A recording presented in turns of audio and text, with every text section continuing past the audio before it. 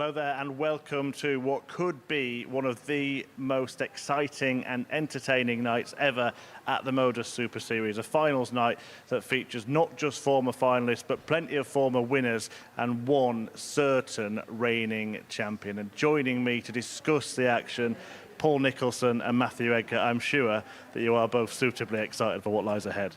Just a bit. Matt and I have been crunching numbers over the last couple of hours, and no matter where you look, there's promise.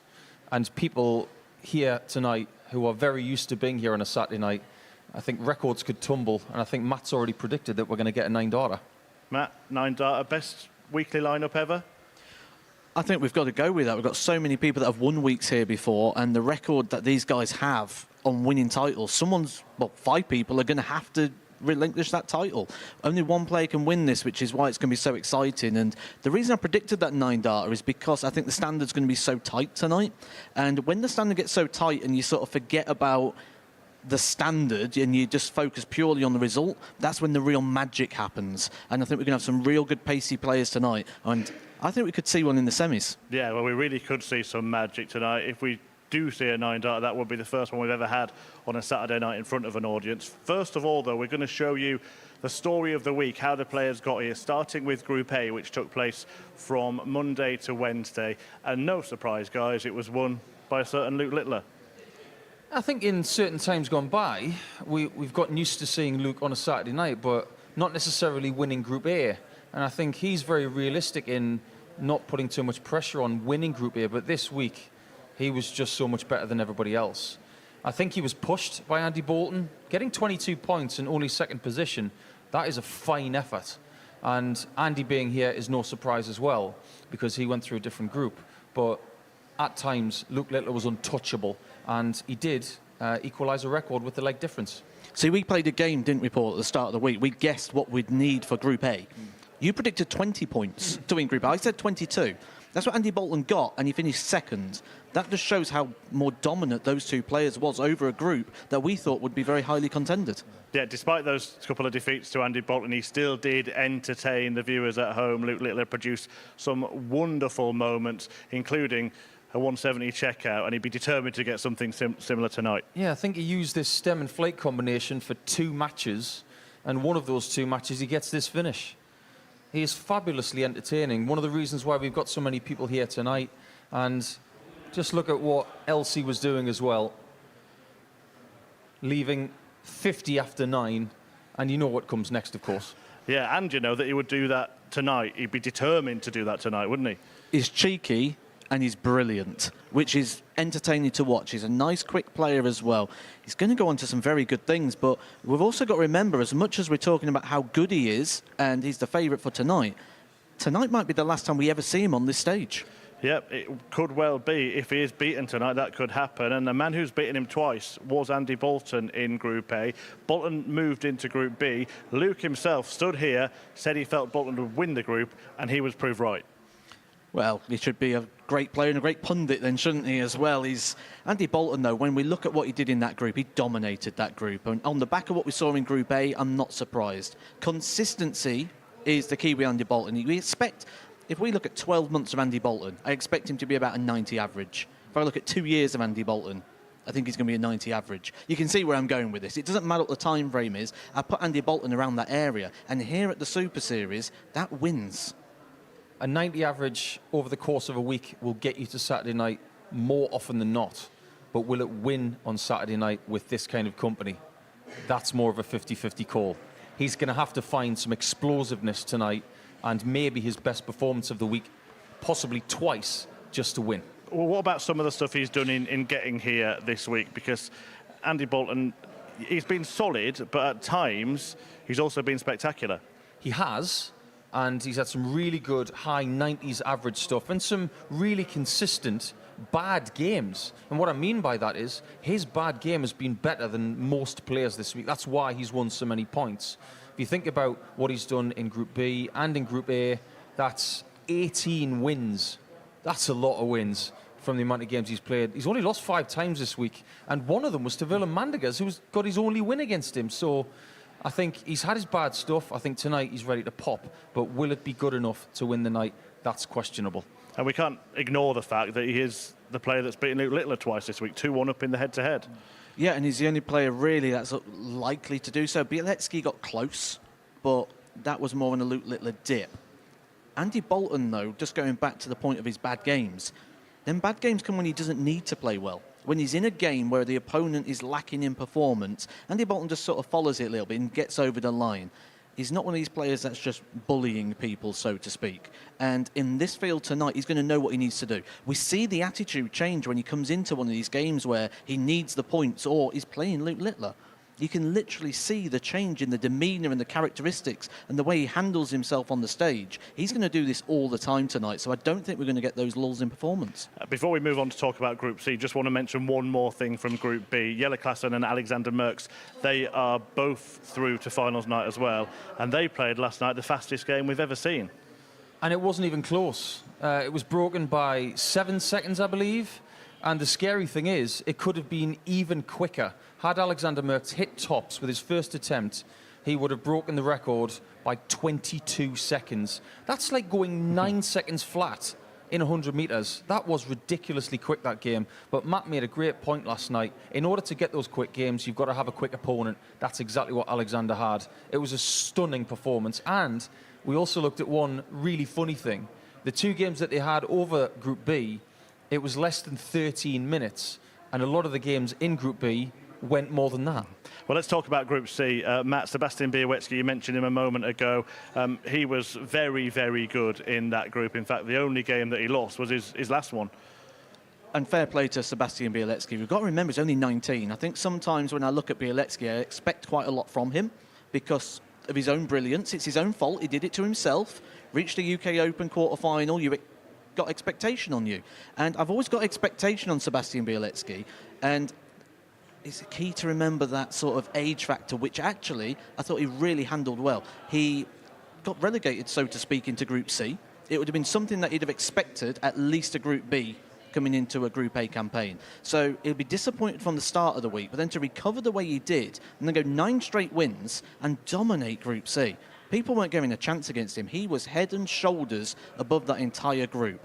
It was only Harry Ward that pipped him, though, at the end. Ironically, the player that went through with him as well. Yeah, Paul, he did start to strut his stuff, didn't he, in that group, Sebastian Białecki, at times? He did. I think if you look at his highest level of performance, it was just shy of 100 average. We know he can do better than that. And he has been to a final here on a Saturday night before, ironically, against Andy Bolton.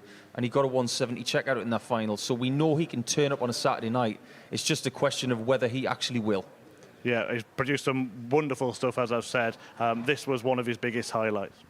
Well, 156 is a route that you only have one shot at. 260s and a double 18. He looks around, and then he hits. And that's about as much emotion as you get from Sebastian Białecki. He is like a Terminator. I've called him that all week long. But when you're hitting shots like that, you've got players on this stage, people like Jordan Brooks this week, who would probably celebrate that. Not Sebastian. He internalises everything brilliantly. It's just a question of whether he will externalise it tonight. Well, let's have a look at that lineup of the finalists. We do think it is potentially one of the best lineups we've ever had. Look, Luke was excellent in Group A, Andy excellent in Group B. We've mentioned that match between Klassen and Merckx. Białecki only losing 1, but Harry Ward won all 5 yesterday. Who comes in the best form? Can you ask me another one? Because one of the reasons why we look at this group is probably the strongest we've ever had. It's not just about what they've done this week, it's about what they've done in their careers. Harry Ward has won a professional title in the PDC. Klassen's won a few more than him. We're talking about 4 players who've been to Alexandra Palace. This is supposed to be the next level of darts underneath the PDC, but they've already done stuff before.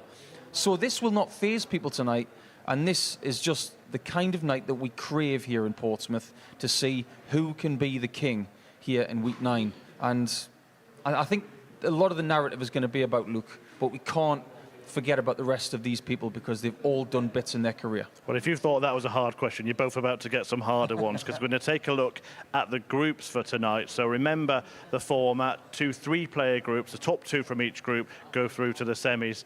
Let's start picking. Matt, I'll start with you and Group 1. If I was Harry Ward or Alexander Merckx, I'd have one thought in my mind. Beat the other player. Ignore Luke Littler.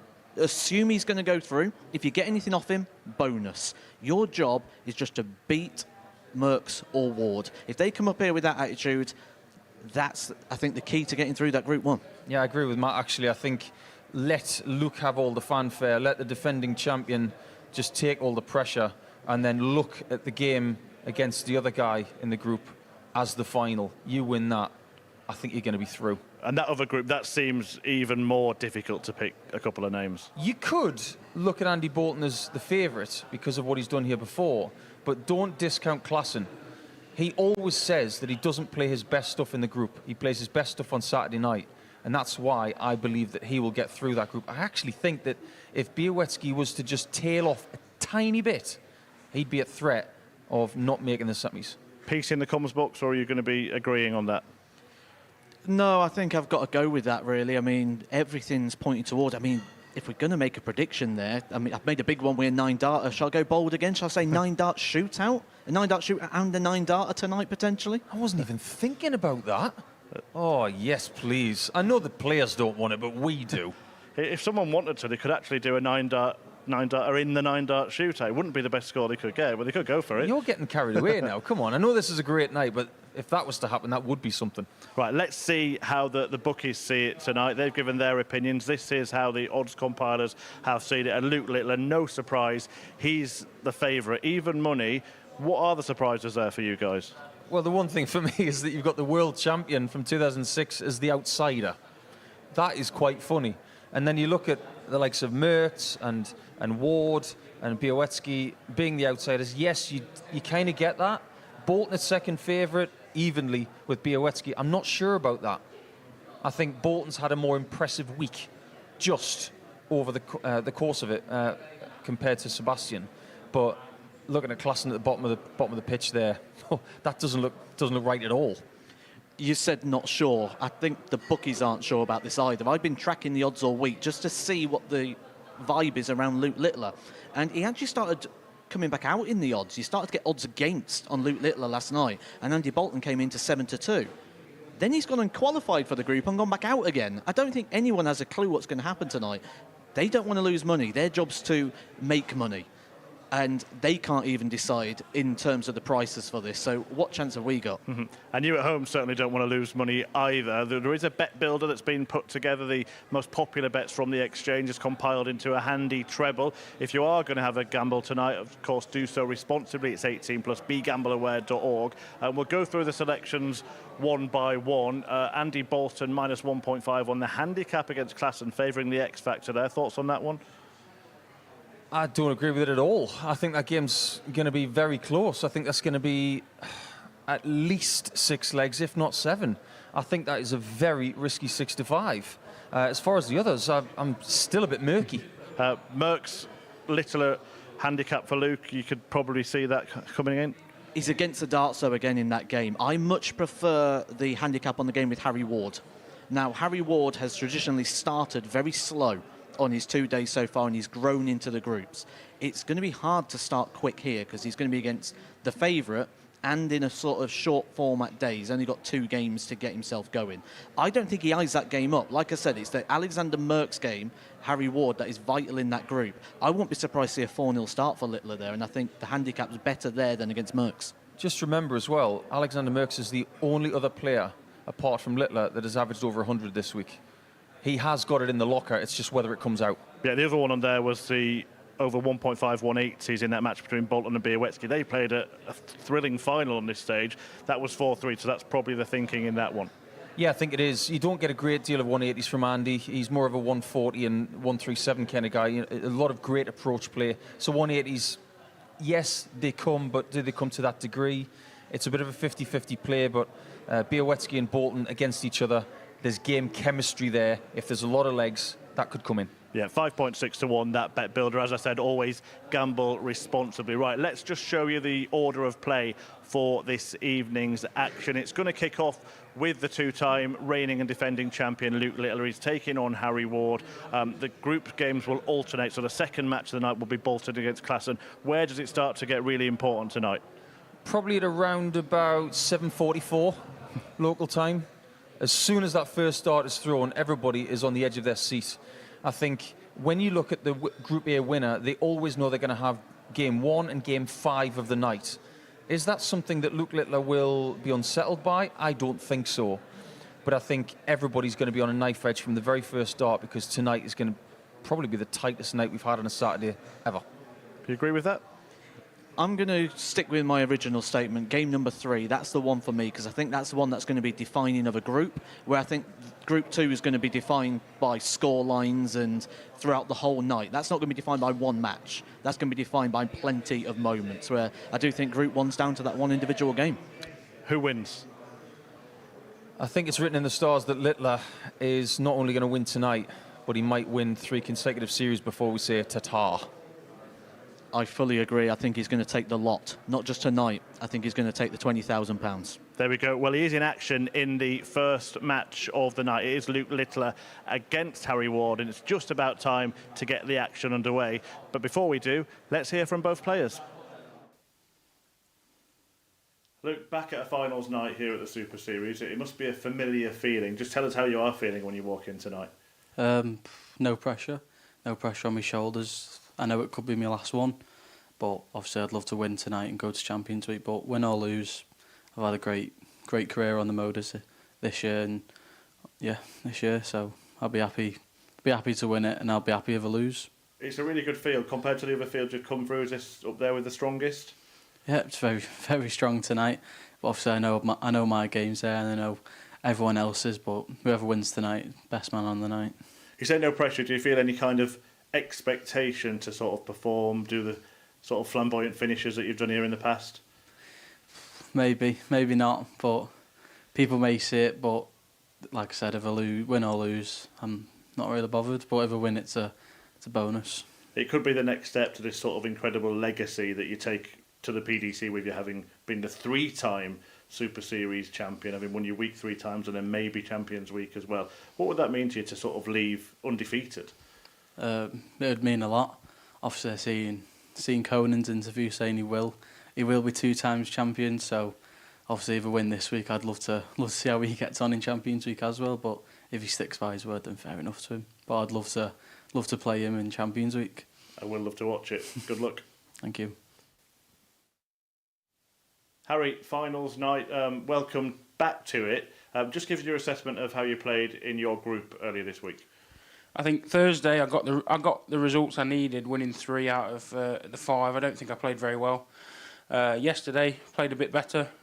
Still not as consistent as I'd like, but that's what I've been like coming into this. But I've come today with the attitude. And first of all, I know I can beat anyone. I've just got to relax and play my own game. So I'm happy. Yeah. The conversations around here are that it's potentially one of the best finals night lineups we've ever had. What's it like to be part of that? Yeah, it's nice. Obviously, the players' room's stacked. Andy Bolton, he's just consistent as can be. Luke Littler, you know what he does here. He's the back-to-back champion. I've won a Pro Tour. Yellow's won a world title. So it's just nice to be part of it, and hopefully we all play well and give the fans what they want.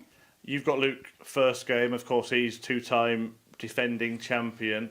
How important is it for you to win that one, or are you thinking this is going to be a group that's going to have twists and turns? Well, you know, last time I played on the finals night, I was in the same group as Luke, and Luke played first against Jordan Brooks, beat Jordan, so I knew my game against Jordan was huge, and it might be similar. Obviously, Luke's a tough game. I have no doubt I can win that if I play well, but if I don't, that game against Alexander, which is 3rd game on, is massive, and I just know if I play well, I'll be happy, win or lose, and that's what I want to do, yeah. Good luck. Thank you very much. So then let's get the action underway. The talking has stopped, and it's time for the throwing to start. And it is that battle between Luke Littler and Harry Ward. Can Big H bag a big W at the start of the evening, or will this be the next step towards a Super Series story that is Luke Littler's legacy? Talking you through all of the action tonight, Paul Nicholson and Matthew Edgar. Good evening, Murph. Good evening, everybody tuning in on the MODUS Super Series YouTube channel. Thank you for joining us here on Saturday night for what can only be described as the most stacked Saturday night we've ever had in qualifying for a Champions Week. This isn't even the finale of Series 5. This is just one of the 12 qualifying weeks. But you've got The 26-year-old from Derbyshire playing against the 2-time defending series champion.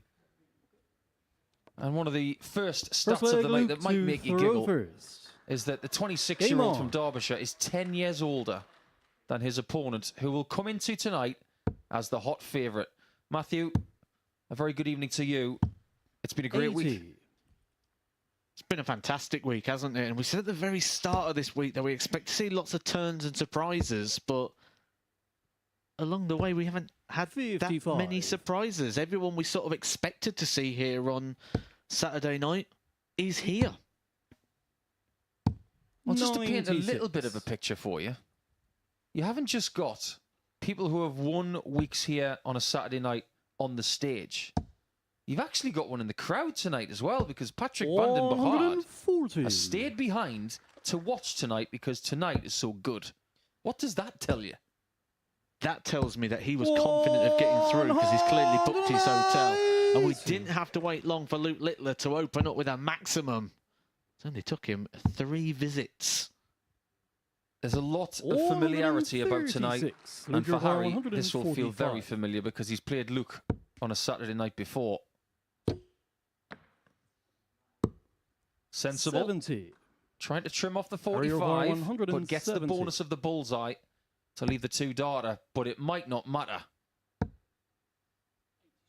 He was hopeful, but it's not there. 134. This is a strong start here from Harry Ward. Leads a double after 12. That's an early question of Luke Littler. Double 2. 71. Harry requires 36. This is the ideal start for Harry if he takes this double. Game shot 14 dart break in the first leg of the night. There were quite a lot of people over the last 20 hours or so. Game on. And there's Willem Mandegers and Patrick van den Behard at the back of the room there. But there were quite a lot of people, Matt, who thought that because of Harry's record in his first games this week and Luke's strength, that this game might be 4-0. It's not going to be that way. Well, I said at the start of the show that I thought if you was going to go Luke Littler on the handicap, this might have been the game, because Harry Ward, over the last 2 days, his slowest one has been the first game. But tonight, it's not about playing 5 matches. Tonight's about playing with urgency. And Harry Ward's certainly come out like a man on a mission. In his campaign in Group C, he played 10 games, averaged 84.76, with 37% on his doubles. The next dart he throws at a double here tonight 100. will be his 100th dart at a double for the week.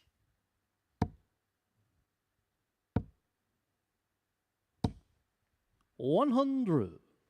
That's when you know you're good, isn't it? When you hit 100 and you look disappointed. They were the days. 94. I would say that to you, but you're rather good at the minute, aren't you? Winning 2 titles on the WDF circuit this year. And the year's not even over yet. 136. That was quick, wasn't it? It's only because Luke's not been to those ones, because when he did go to them at Bridlington, he won both of them. Oh, that's a wicked deflection. But he did have an open portion to the right-hand side, so he may have pulled that a little bit. 100. Little for tops Luke for the immediate break back.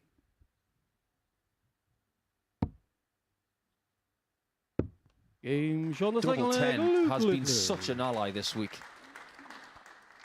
If you were having a poll this week as to who's been best on double 10, and you wanted to put 3 players on that poll, every name would be the same because it's irrefutable. His double 10 shooting this week has been absolutely sickening. 70. Overall, we can talk about weekly averages, but he is so far ahead of anybody else. It's not even funny. 118. Andy Bolton is 89.11 for the week. And he's more than 7 points behind Littler's stats. 96. But we know what Saturday's about. Saturday's not about what's come before, it's about what comes in front. And you can play brilliant to get here, you can play terrible to get here. It doesn't matter. When you get here, it's going to be judged over this very, very short format in very small groups. 97. You said something at the top of our show, Matt. This might be the last time we see Littler on this stage. If he was to not win the title tonight, 140. we'd say goodbye to him and he'd be off to the PDC Pro Tour in 2024. I know he wants to win this third 95. weekly Harry title Require and 108. ultimately a third series. But that will come with its own pressures. Great shot. Double 16. 76. This would be Luke some Require rescue act from Littler. This is not an 143. easy out. Treble 17. 96. Even if he'd found that, Harry Require 32. he would have had to find double 16, which has not been that cooperative for him. Game shot on the But it third is for leg. Harry, Harry Ward. as we get our third break of through in 3 legs. This is by Fourth leg far Harry to throw first. the Game best on. performance of the week so far from Harry Ward. And it's in the game that he probably needs it the most. What a great telling sign. And he starts with a huge 174. visit here in leg 4. And just to prove your point, Matt, his best average of the week so far, 91.65. This is well above it.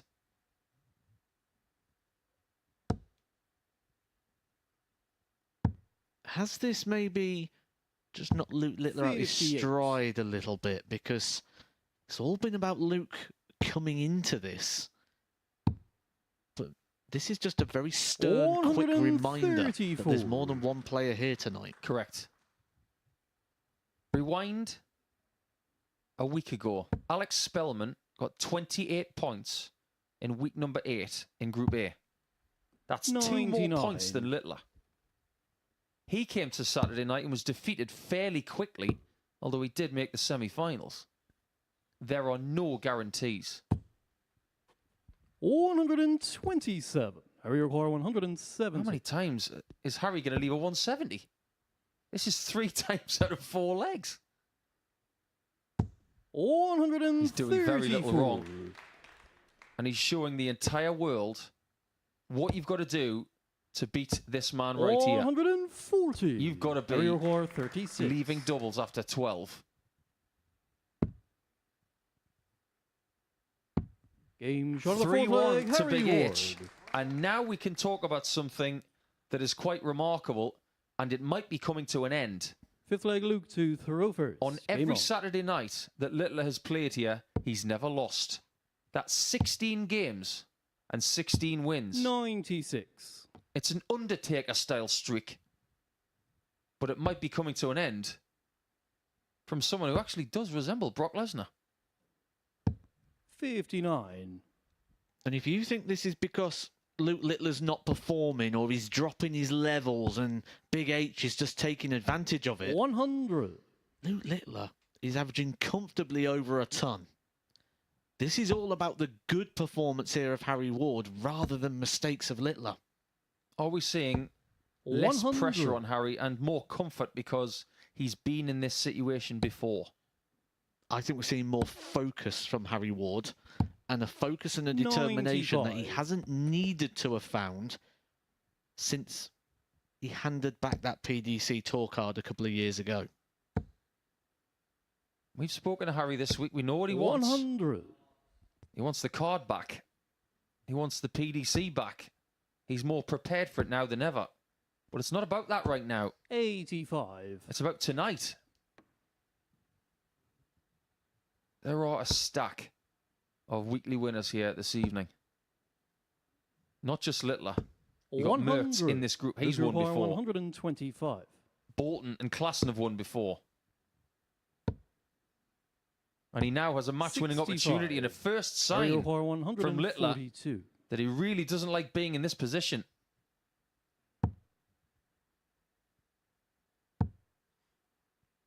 He fancied that, didn't he? Another treble 17 would have given him a match start. And this is a big, 74. big moment here Luke requires 60. because we say on a Saturday all the time, you can't lose big.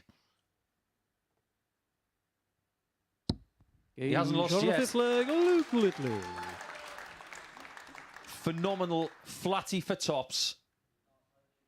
And under that kind Sixth of leg Harry pressure, to throw first. to be able to Game do on. that just re-emphasises the talent that 16-year-old kid has. 84. Will he win the last two to preserve this undefeated record on Saturday nights in Portsmouth? And that might be on his mind. 140. I'm sure he likes a streak. There's only one thing that's ever on his mind, and that's just win. He's a winning machine. Well, look at him behind Harry right now. Has he looked 100. that fierce all week? I don't think he has. I'm also going to make a bit of a bold prediction here. 135. If Harry Ward is to win this match, it has to be in this leg. I'm with you there.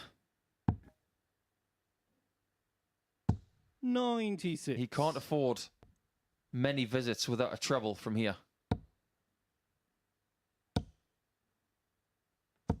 100. Only a ton. It will be a match-saving shot of 126, but how small will the next shot be for Big H? This Portsmouth crowd gripped. 131. That's really good. Luke require 126. Can he save the match? 319s for Bull, needed. Not found.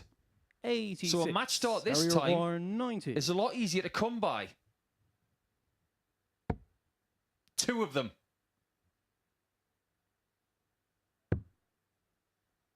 Misses on the inside. 82. That was a very aggressive Luke try. require 40. Littler survives.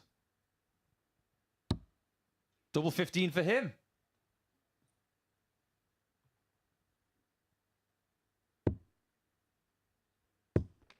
$10. More darts Harry to be the require first 8. person to beat Luke Littler on a Saturday night in Portsmouth. To put him in trouble. Oh, no. Score. Wrong club. I think when he Luke walked, require Littler thought it was 30. over. He picked his case up and he was almost confused. He knew his opponent only thrown one dart. He's not going for a double 15. He's going for double 10. On the sixth Just leg, when you need a Luke friend. Littler. He finds it. Is that it, Matt Edgar? Is that the chance that Harry Ward Seventh and final leg, Luke to was going to get in this match, or will he create another one? I feel if he's going to get another one, it's going to have to come off the back of a Littler mistake, which I don't see coming. 100. This is normally when he puts on the afterburners and piles in with a 12-darter. I know this is a really strange question, but at 3-3 for Harry Ward, is this the 100. best worst-case scenario?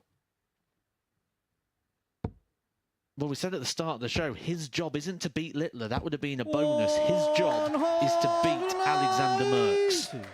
But that 12-darter is well and truly on. But that's only if Luke beats him.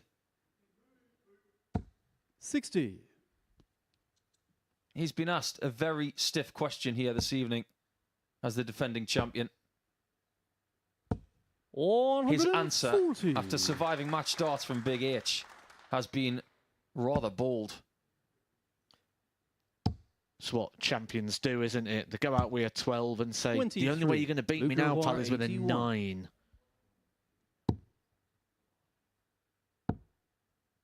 He's going to lay up for tops. 41. Seems a long time ago since that single was thrown into the board with unbelievable ferocity and frustration. But it looks like he's going to win 59. this Luke first Roy, game of the night. 40.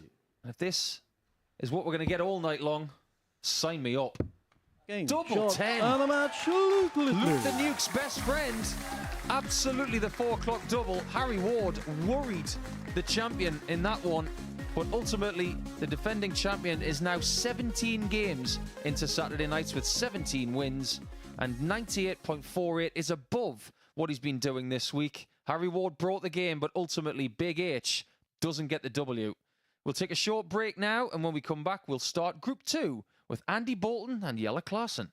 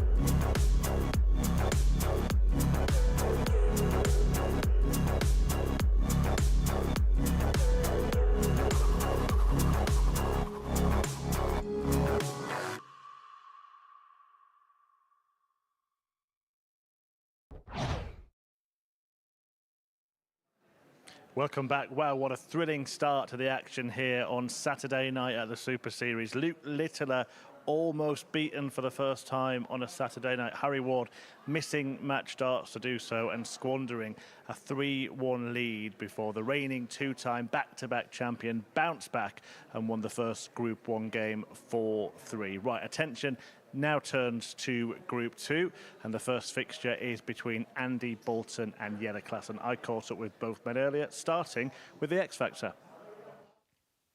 Andy, welcome to finals night. Just give us your thoughts ahead of this evening. Go win it. Yeah, I think I've slowly got a little bit better as the week's gone on.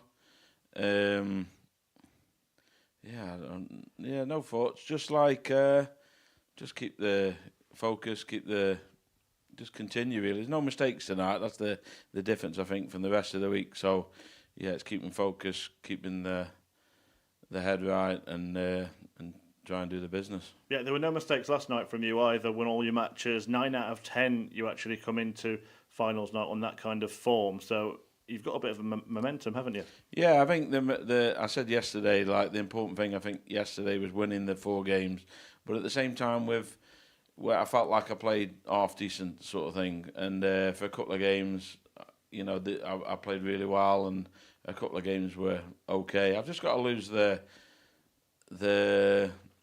don't know, I've been having legs where I'm going 59, 60, and okay, I'm around it a little bit, but just need to cancel them lesser legs out, if you like.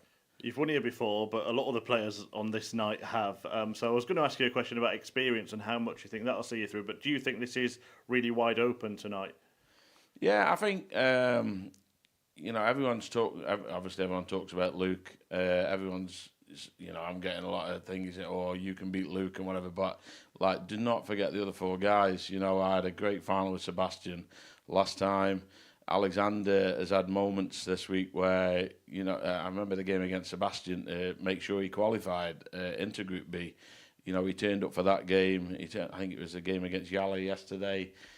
So when he needs to play, he can play. I mean, Jalle's a world champion. What else? And Harry's Pro Tour winner, So, yeah, I mean, it's a great feel. I think last time I won my week, it was very similar. I think there were 6 really strong players. And I think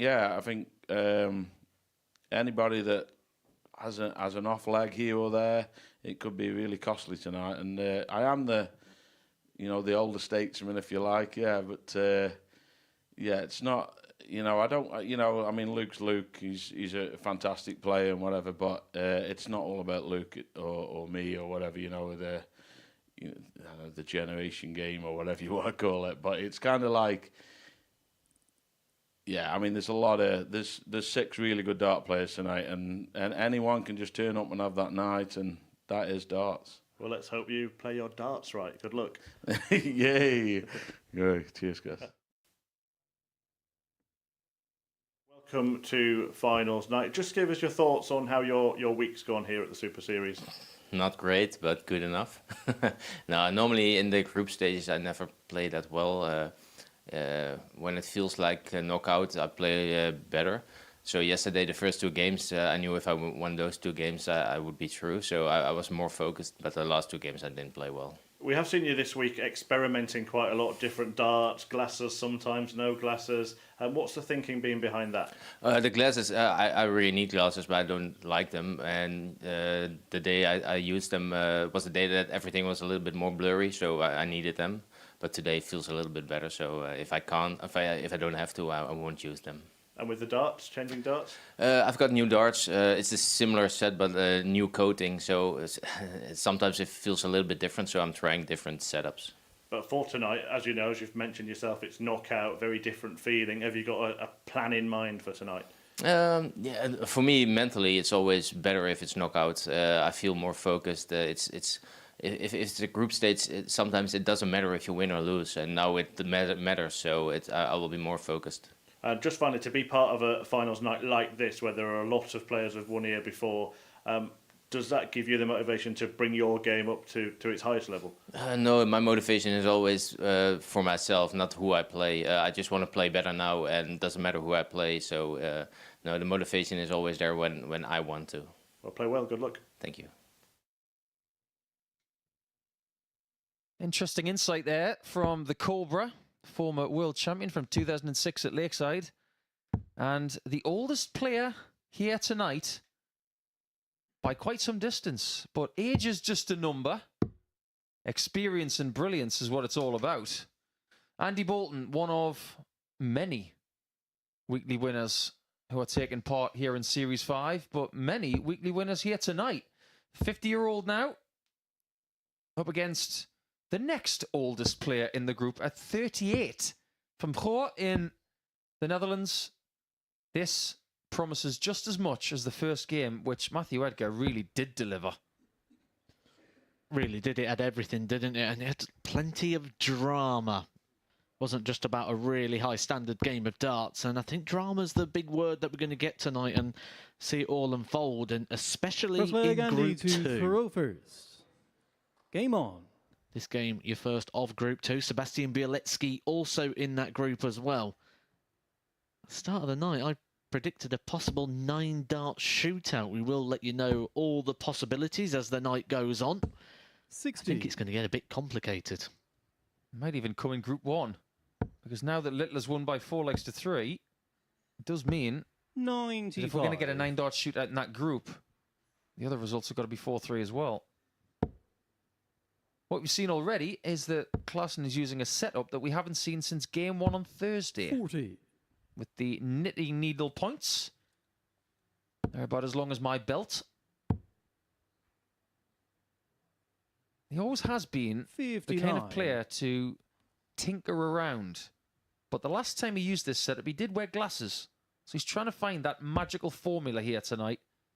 So far this week, he hasn't been able to find it against Andy because he's lost to him twice the last couple of nights. 140. I don't think the pace of Andy suits Yeller either. We've said all week about Yeller just liking to get to the yockey and get on with things, 42. which is why we've had those really flashy, quick games when he takes on Alexander Merckx, player who we will see on stage next against Harry Ward. And you'll see exactly what I mean about the pace and how 140. it suits Yeller just to be able to get straight back on that hockey when he wants to. 72. Now that one is a violent And you are collision. 121. He doesn't find the treble and doesn't find a finish. Bolton's already there.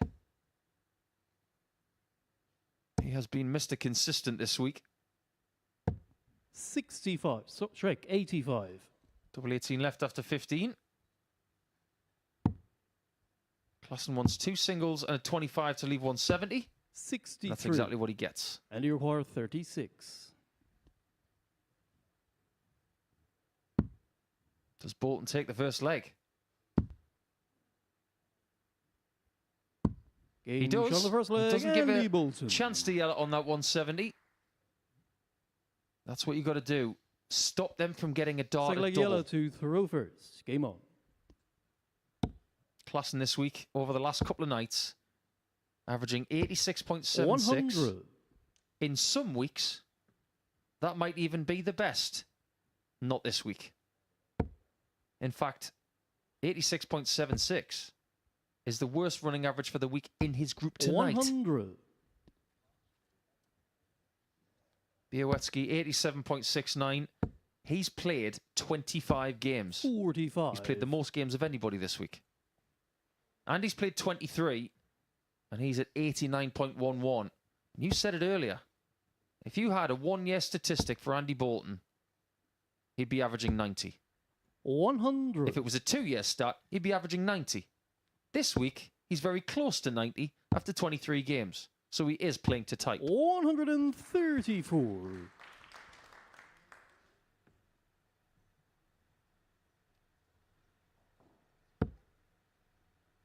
He's just got the knack of producing the performance that's 60. required when it's required.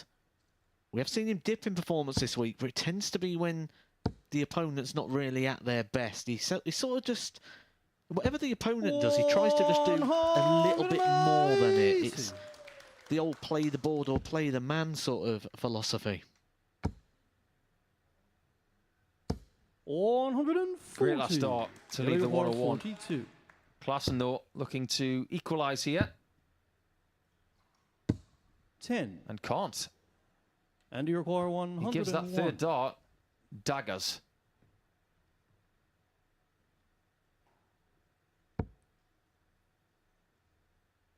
Yellow can't look. 69. Now he can. Yellow, you require 32. Very, very close to 2-0 and a break of throw. Has to move. Game shot on the second How leg. vital Yellow is that? Klassen. In a group like this, every single leg is going to be vital. Third leg, Andy. I think if you're going to get a 9-dart Game shootout, on. it's going to be in this group. I agree. But I also don't think Yellow's looking very comfortable 100. with things at the moment. We know he's changed a lot of things throughout the week. We've made quite a deal about that. And even when he hit that, it's a bit of a head shaker for Yellow Klassen. 58. I would not be surprised to see him change the darts in the next fixture. Yeah, me too. There's nothing wrong with that, of course. There's no rule against changing equipment every visit. 97. You could play with 3 different darts. We've seen it happen. Yes, we're talking about you, Mr. 23. Painter. Well, that is one stem that's been obliterated. Hope he's got spares.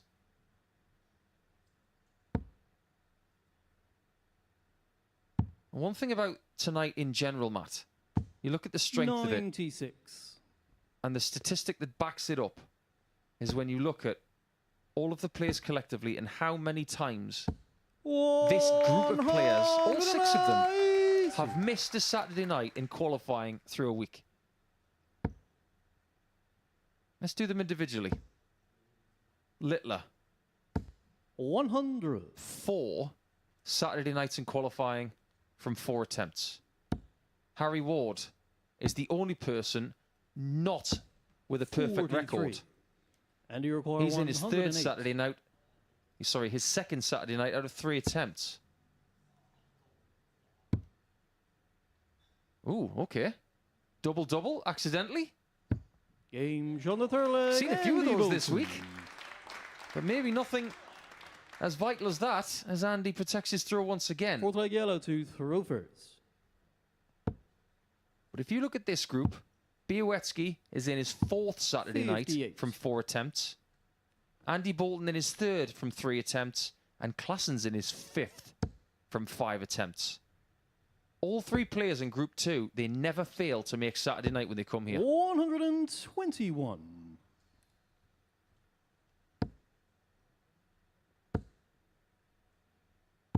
$99. I bet they're all probably sat thinking, why did I have to be on this week? We will talk about the players for next week.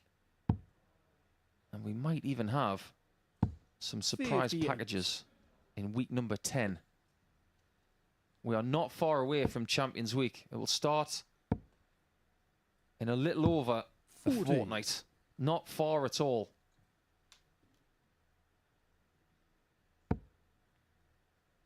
But who's going to be there? We've got a couple of Swedes already qualified. There might even be more 140. Swedes in Champions Week, considering who we got coming next week. We've already got a Dutch player through in Marino Michels, who won week 3, 96. and a plethora of English players. But we don't have anybody from Scotland there, do we, Andy? Does play 96. under the Saltaire flag.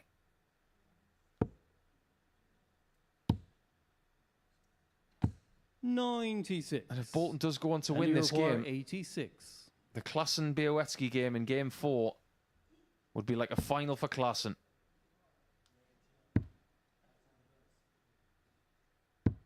54. But he might draw level. Yellow, you require 112.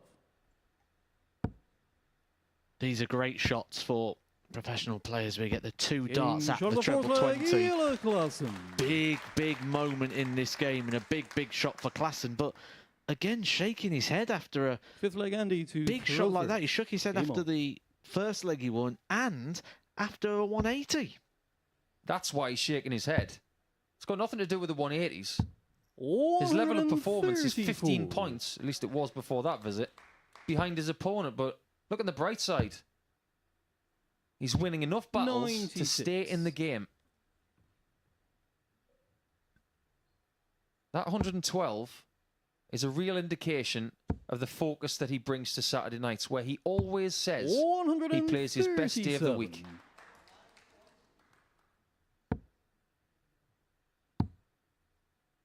In some hobbies, 58. being a weekend warrior is not a compliment.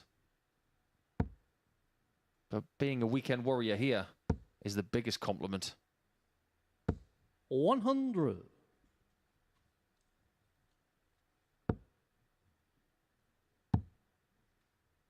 Very good reactive play here, though, from Andy Bolton. 134. And Just your 9 darts thrown 130. here to leave himself on a finish. This was one of those key attributes I spoke about at the start of the show. Whatever his opponent brings, 94. he can tend to match it. Quite often give the old anything you can do, I can do a little bit better.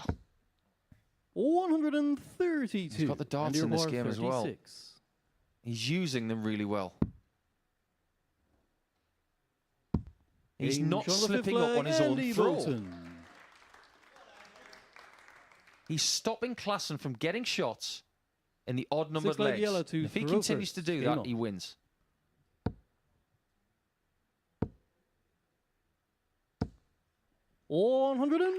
Is it a mark of the quality that we've got here tonight? That the first game was 4-3. This one could also be 4-3. In fact, every game could be 4-3. 140. Wouldn't surprise me in the slightest.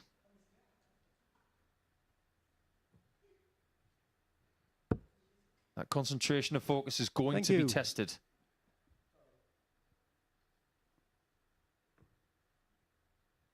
First time this week that we have had fans in, and there are quite a few here. 69.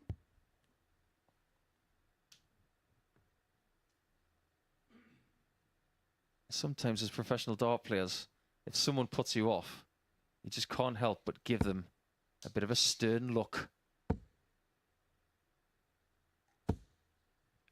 And when Yellow's not playing well as 140. well, I don't know how he can snap out of this, because we've seen it before and he sort of just goes down a rabbit hole. 134. You mentioned reactive. That's pretty good when it comes to reactive play. He's first to the finish, 60. and it's a Yellow better report one, but only just. 158. Looking for the two treble 19s. 86. Only gets the one, Andy require You've got to say that's bare minimum. 161. but Andy has hit this week. It's his biggest finish.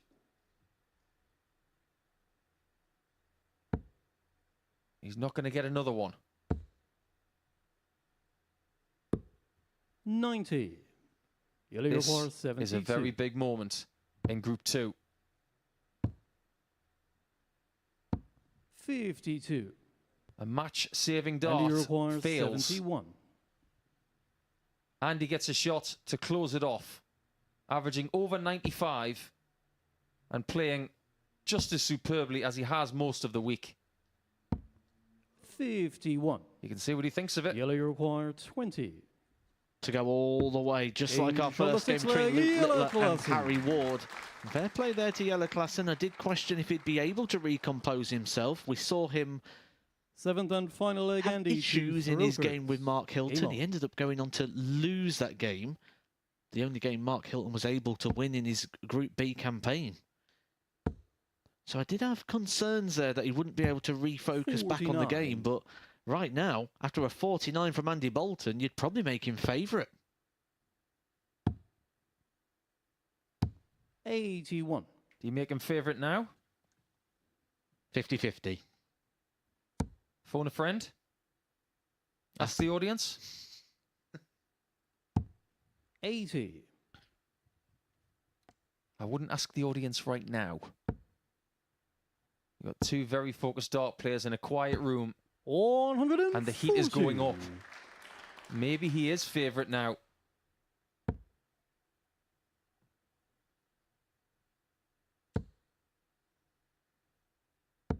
85. Maybe Andy's most surprising loss this week was to a man sitting at the back of the room.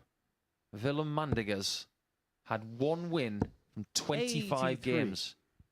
He broke the record for the most consecutive losses of anybody here in our history. A record-breaking week, yes, for the fastest game we've ever seen between Merckx and 60. Klaassen. But there are records that some people do not want.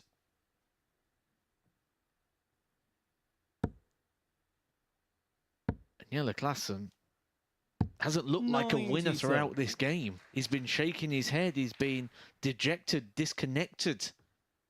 But he's 100 points away here from picking up a huge victory and really putting Andy Bolton under some pressure. Oh, look at this. 140. If the end of the Jelle last leg require 100. was a big moment, this is gargantuan. Doesn't get the treble. Was that the right 42. play? And you We require can speculate 87. all we like, but if Bolton takes 87, he will win on the bull. Game, shot. That is a and mammoth match. bullseye Andy to win by Bolton. 4 legs to 3, 7 holes of throw, and the only reason that Jelle Klaassen does not win that match is because he didn't have the darts, but he did have a chance towards the end with that 100 checkout, just couldn't take it. But ultimately, the man who did play in Group A and in Group B this week, topping Group B, gets his first win of the night. He could well be the favourite to win Group 2. We'll see what Klaassen does against Białecki in Game 4, but before then, it's Ward on the rack against Merckx next.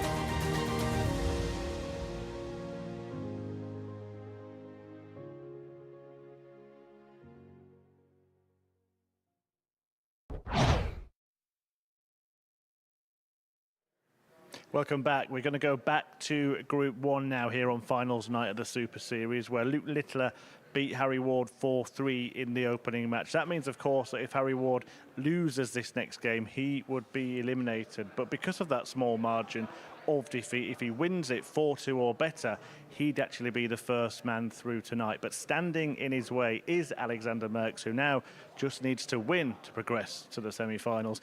And I caught up with him a little earlier this evening. Alexander, welcome to finals night. You've been here before and won before. Just how are you feeling ahead of this evening? It's been quite a weird week, I think. Not played my best game all the week, but played good in the matches when it had to go. So quite looking forward to today. You did break a record last night as well, the fastest ever game here at the Super Series. What were your feelings about that? And did you know at the time that it was that fast? No, I didn't know that at the time. I knew the game the day before with Jelle also was a very quick game. I felt that, but I didn't know it was that quick.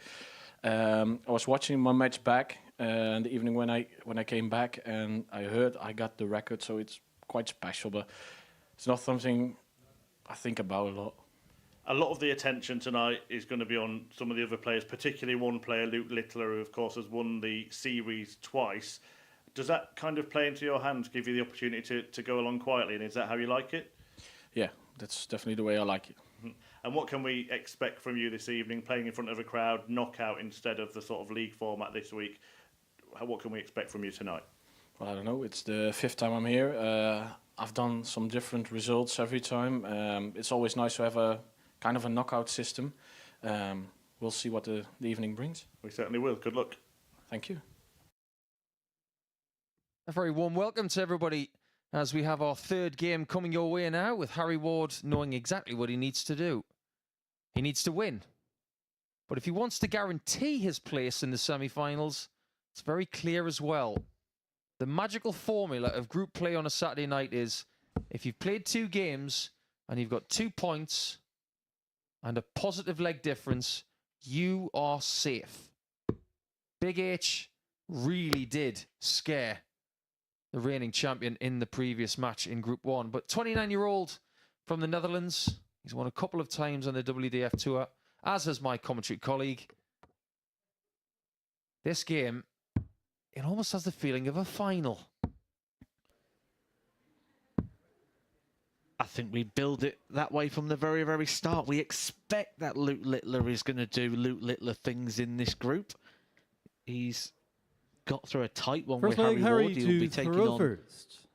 Game on. Alexander Merckx a bit later on. But Alexander Merckx could get rid of Harry Ward here with a victory, because that would be Harry Ward 2 fixtures, 2 defeats, he'd be gone. But the way in which he played in that opening game suggests that Merckx is going to have to do things that he did at the back end of his group campaign when he had his weekly best average. Just to make you aware, if you weren't watching earlier in the week in Group A, Alexander was in real trouble of being put into Group C. And then he won his final 2 games on Wednesday. And in particular, his last performance against Sebastian Białecki. It was thunderous. 100. Actually, his second best performance of the week. And it made his way all the way through to Group B, where he 60. said out loud that he is more comfortable playing later in the day. It's worked, because he's back on Saturday night once again. And again, the back end of Group B, he saved his best performances for the last 2 games. 45. 103.66 in a game that at the time we described as must win. 85. Harry require 122. He hasn't left to finish, which means Harry's got the luxury of going whatever route he wants. 90.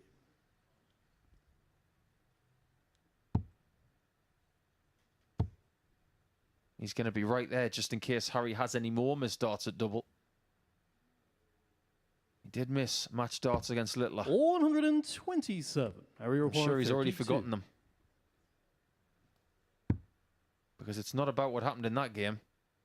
It's about what he does here. And that's a great start in 17 darts. Let's talk about that record-breaking fast game then. Game on. 5 minutes, 41 seconds to beat Jelle Klaassen 4-0. That is 93. well under 90 seconds per leg. In fact, if you want to go a little bit further, 60. the first leg was 59 seconds. For that record to be broken, a lot of things 60. had to be in place. We needed a very high standard of darts. We needed a 4-0 victory. And we needed 2 rapid players. 100. I think that record's going to stand for a very long time. Agreed. I just wonder, and I have wondered this today, 43. what match could we get that would possibly give us a chance for that? I'm not entirely sure if we have 2 players 134. that suit that kind of game more than Alexander and Jelle. And there's no guarantee that they will ever be back here. 92. Because it's not just Littler who's on the chopping block tonight. We know he's going to the tour next year.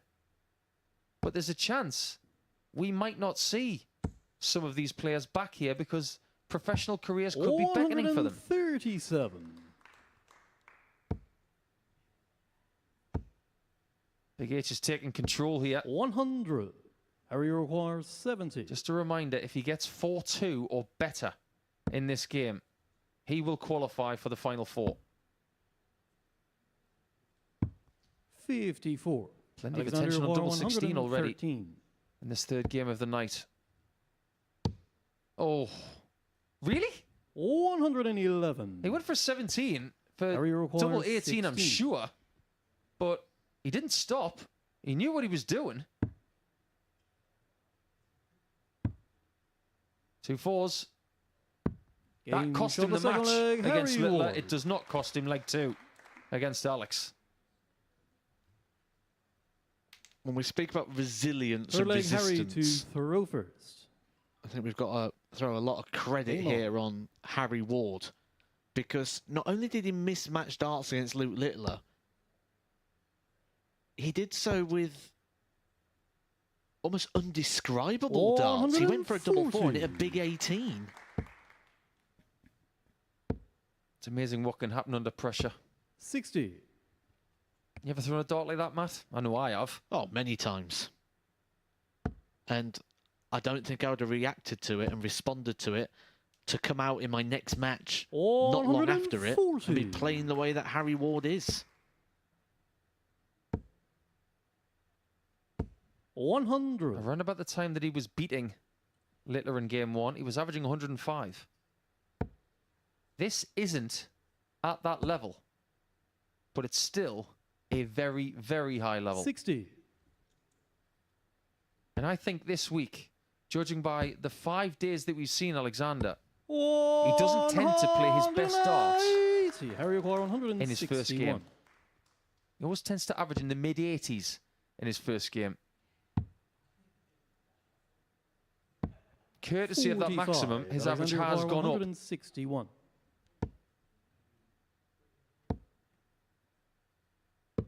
65. But as far as this Harry result is requires concerned, 116. it might be getting worse.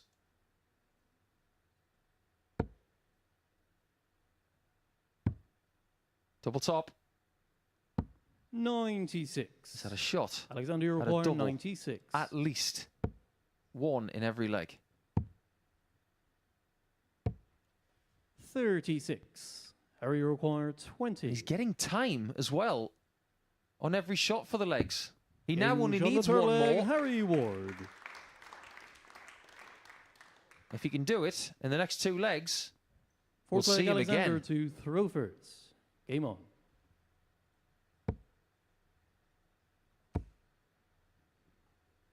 All of a sudden you start 100. worrying for Alexander Merckx, don't you? Because if he was to lose this 4-1, 4-0,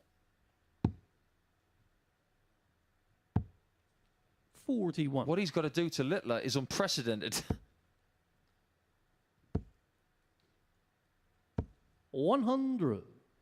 The one saving grace, though, for fans and supporters, friends, family of Alexander Merckx is when he's in those situations. So far this week, that's when he produces.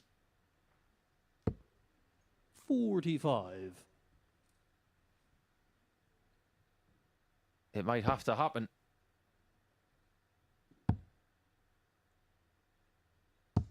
$58. He's put the brakes on there. That maximum from Harry Ward in visit 2 is exactly what Alexander did not want to see. 60. Trebleless means 6 starts from here for qualification. And into the final 4 of what is described as the best Saturday night 43. qualifying lineup we've ever watched here in Portsmouth in the 13 months we've been here. 60.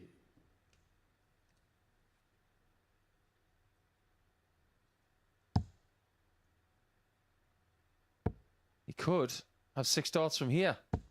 99. Might even do it in Alexander 5. 136. He is going to get a look at 80 points. 60. 3 from 9 80. is how he's finished so far. He had match starts in the previous game, and he hasn't 40. had one yet Alexander in this. 76. Just squandered that moment again, just like that double 4 attempt. Game shot Will of the fourth not leg, Alexander return. Merckx.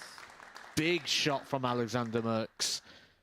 And every leg could be vital here. Fifth leg, Harry to throw agree. first. Game on.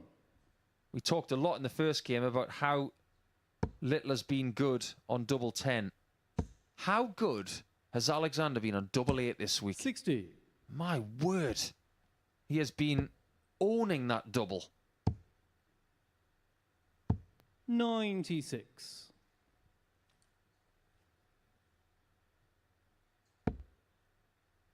Alexander's week has included 42% on doubles 60.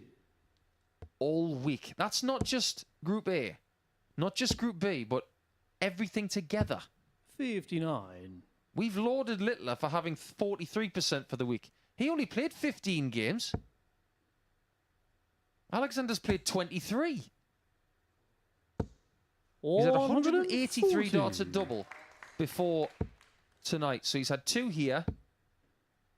He's actually 50% in this game. 97. But he's hit 77 darts at a double this week at a very, very good ratio. 57. Is he getting enough chances? Will he get enough chances to not only get through this group, but to possibly win it? Well, he's going to get a chance here to break the throw of Harry Ward, because there's nothing Harry Ward can do now to stop him having a shot at this 69. The only thing he can do is leave something and hope that he returns. 44. Alexander requires 69. Double 16. Game And that shot corner on of the fifth leg, board is his saviour Alexander once Merckx. again. If Harry Ward wants to get through straight away, Sixth leg, Alexander to he needs throw to win first. this leg. Game on.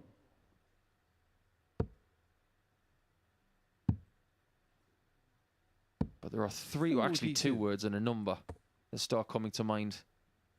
If Alexander wins this leg. 9 dart shootout. And that would only happen 27. if Ward wins 4-3 and Merckx beats Littler 4-3.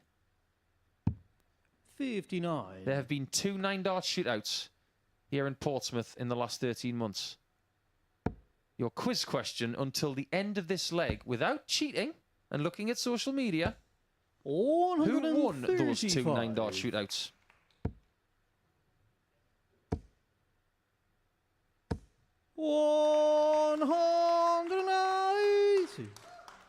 Remember a couple of minutes ago I said when Alexander Merckx gets in positions where he really has to dig a big performance out, he tends to do so. 100. Since then, he's put about 7 points on his average, hit 3 180s, and he's clawing this game back step by step. 90. Just how much is Harry Ward going to rue missing that single 20 for the shot at tops for the match And that was for 4-0. 140. Alexander Acquire Argument to switch 130. there for Harry Ward to the 19s. Bullseye for Alexander. Game We're shot, going the six-leg, distance. Alexander And that's the Merck. biggest celebration we've seen from him this week. Tonight, you're getting your money's worth. Every game going the distance. 7th and final leg, Harry to throw. The other thing to remember Game from on. this point, though, is even if Harry Ward wins this leg, qualification's still kind of out of his hands now. He still needs to rely 98. on a result or a score. But if he loses this leg, 59. Alexander goes through with time to spare. And it always hurts even more if you lose from 3-0 up. 86. Especially after he just lost the last game as well, when he was 3-1 up against Luke Littler. 97. Honour's pretty much even. All Harry can do is win this leg. It's all on this. He can do nothing more. 42.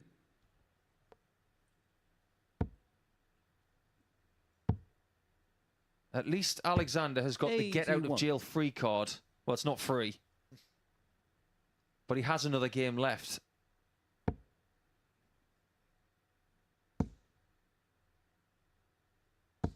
Great last dart. Gets him a dart in front again. And that's the minimum of what you've got to do. But when the pressure's on, what is it about this guy?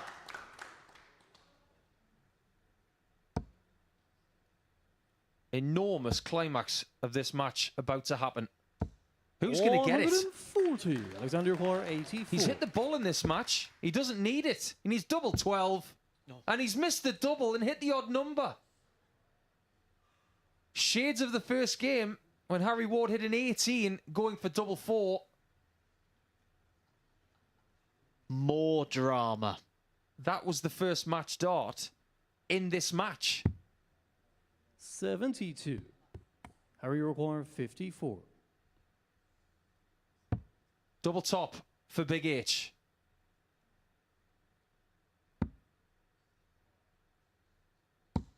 He 34. doesn't get the points. Will Alexander the Great Alexander, you acquire 12. find his way to the semis again? No score. Harry, you acquire 20. There is a feeling of shock in the room as Harry Ward finds the double that Merckx has just hit Harry Ward. to wound his chances. Now, Harry's got to sit and wait to see what happens in game number 5 when Alexander Merckx takes on Luke Littler. We have a chance of a 9-dart shootout. That's only going to happen if Merckx beats Littler by 4 legs to 3. But for now, Harry Ward, you've got to say, he's in a pretty good position, but he's now become the biggest Luke Littler fan here in Portsmouth. We'll go back to Group 2 now, and the only thing guaranteed about the next game is probably that we're going to have another 4-3, so don't go far.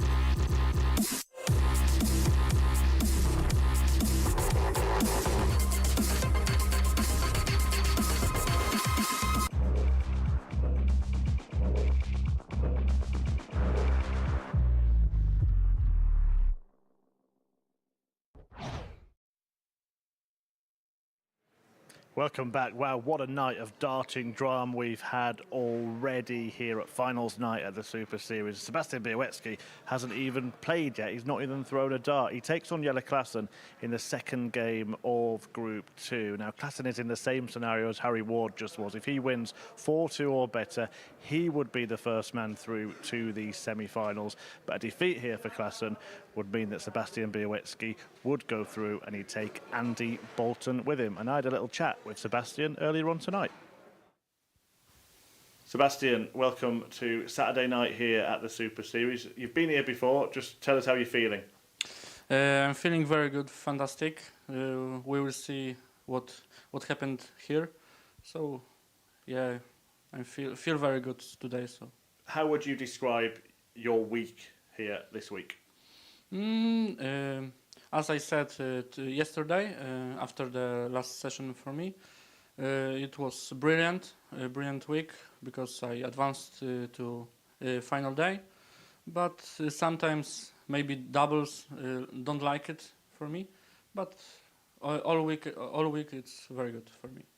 Every time you've been here, you've made it through to finals night. Haven't quite crossed the line yet, but do you think your experience of being here before is going to help you tonight? Maybe, yeah, we will see, of course. But maybe, yeah. And there's a lot of attention on some of the other players, particularly the likes of Luke Littler. How do you feel? Does it suit you not being the one to be spoken about the most? Maybe, yeah, but I just want to focus on my game and just play the best. So sounds like a good plan. Good luck. Thank you very much. We go then. What a night we're having so far. 4 threes are everywhere. Is it going to continue here in Group 2 as we welcome Sebastian Białecki back for day 6 of his campaign here? These guys have played a lot of darts this week. And if you're looking for a fresh dart player, it might just be Jelle Klassen because he only played 8 games coming into tonight. Sebastian played 25. He's the marathon man here of week 9. Does he have the sprint finish here on the final day of the week? The 38-year-old from the Netherlands is back. He had a very up and down game with Andy Bolton in game 2. But someone who is half his age will be his opponent now. I can't believe I just said that. But Jelle will have the darts. First leg, Jelle to throw first. Game on. Position in the table tonight is a premium, of course, and position 54. of having the darts is based on where you finished in your table before tonight. Everybody gets the throw once, and where you finish in your table here on Saturday night stipulates whether you have the darts in the semi-finals. The only bull-up will happen before the final. 140. Did predict in the last game with Jelle Klassen, I didn't expect to see the same darts again in this match, and already we can confirm that is a different set of darts from what we saw in his opening fixture where he went down 4-3 to Andy Bolton. He just didn't look comfortable. Even when he was hitting a maximum or winning a leg, he was sort of shaking his head, which was for me a sort of telltale sign that we was going to see a change of something. He's not wearing the brown boots from last night either. You might talk about dart players and how they tinker with stuff. Jelle require 167. People like Peter Wright, the 2-time world champion, and people like Klassen, 91. they don't just change darts. They tinker with a lot of things. Shirts, shoes, preparation, eyewear. Single 16 for Sebastian leaves him a double after 12. Strong start. 76.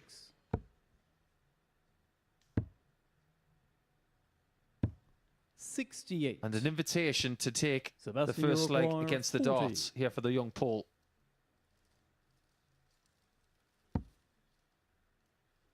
Double 10. Halves it. Game And finds shot of the double first leg, 5. Sebastian Białecki. Jelle was in the very same position as Harry Ward Second leg, Sebastian from to Group throw 1 first. before Game that on. leg. If he wins 4 legs to 2, he will get 2 points and a positive leg difference and be through to the semi-finals. 96. Harry Ward won his game, but he doesn't know if he's through yet. 100. I'll say one thing, Matt. If Alexander Mertz was to beat Luke Littler by 4 legs to 2 or better tonight, everybody's ears would prick up. I'm not just talking about the players. I'm talking about everybody who's watching this. 60.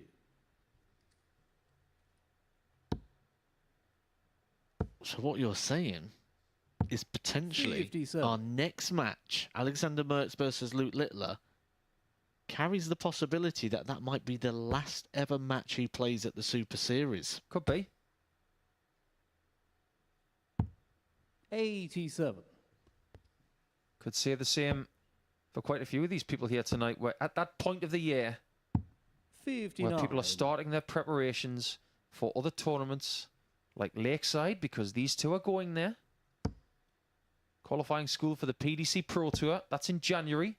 If you get through that, 66. you then no longer have eligibility to play here. And that might happen 81. to more than Littler, who's already qualified for the next 2 years for the PDC Pro Tour via the Development Tour Order of Merit, which is a ranking system that Sebastian's been very good at this year as well. A top 10 player. 134.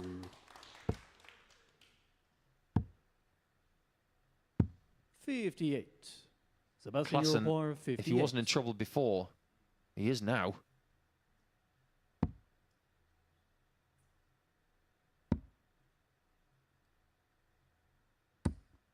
$18. Threw that one just a little high. 146.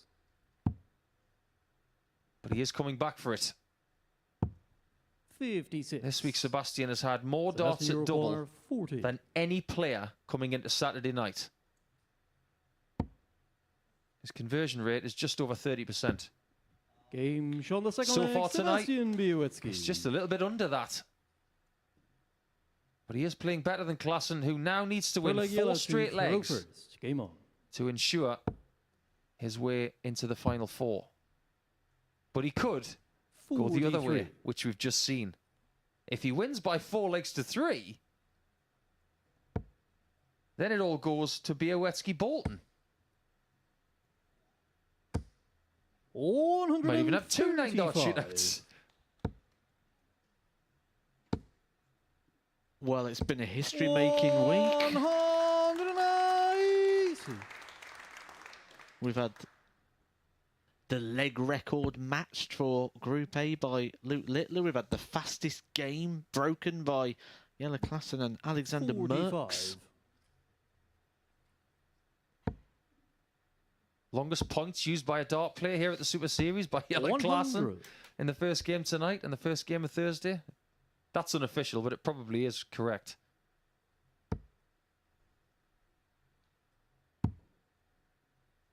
There's a lot about Sebastian 96. that Jelle will like playing. Just gets on with it. He makes about as much noise as a mouse in the house. But he won't like 83. that Sebastian is just the tiniest bit deliberate. He's not slow. He's just methodical. I think Jelle would be more suited to playing Alexander. But he's in the other group, so he 100. can't. Jelle Europar, 95. Went for 2 double 19s because he 39. sees Sebastian on Sebastian Europar, 125. He will start on the 125. bullseye. He might even finish on the bullseye. Well, he is the player this week who's took out the most ton plus finishes. He's took out 9 already. That would have been a perfect 65. time for him to do Jelle a done Europar, of 10. 56. Oh, a double breaker throw on Jelle Klassen, who wants tops. Game shown the third leg. Keeps Jelle himself Klassen. in this one, and we're getting closer and closer to it all the time. It's looking more Fourth and more leg, Sebastian likely. to Thoreau first. Well, I posed a on. question to everybody watching on the MODUS Super Series YouTube channel. Who won the 2 9-dart shootouts that we've had before? I said, 135. don't go to the internet and look. But if you didn't and you wanted to play along, The first winner was Ryan Finesse 25. against Lee Shewan and Andrew Hamilton. And then the second one was won by someone who will be in your chair next week. Matthew Edgar, that is Chris Mason. 140. That was in week 12 of the very first series here. The back end of last year. 97. And that was involving Tony O'Shea and Richie Howson. I love to watch a 9-dart shootout, but I can imagine to play it is absolutely 99. horrific.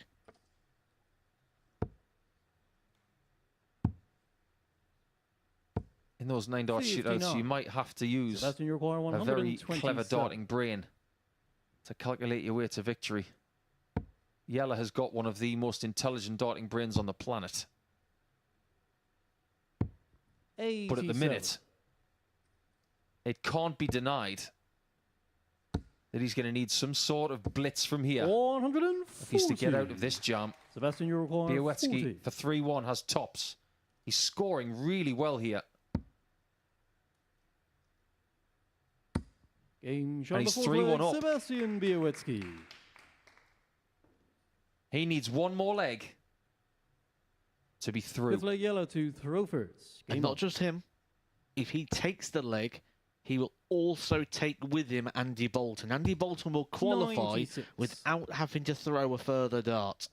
We looked at the odds for people to win tonight at the start of the show, and Jelle Klaassen, a former world champion, 140. was at the bottom of the list. I couldn't get my head around it. But it could be Klaassen who leaves us first. 134. Last night when Andy Bolton was a big favourite to win Group B, and I didn't like it, and I said then, I says, even when it feels like the bookies have got it wrong, they seem to get it bang on every single time. 108. Well, he's sprinting for the line now. His best performance of this week came yesterday in what was a brilliant campaign in Group C, 57. winning 9 games from 10. 99.43 his best. He's fast approaching that.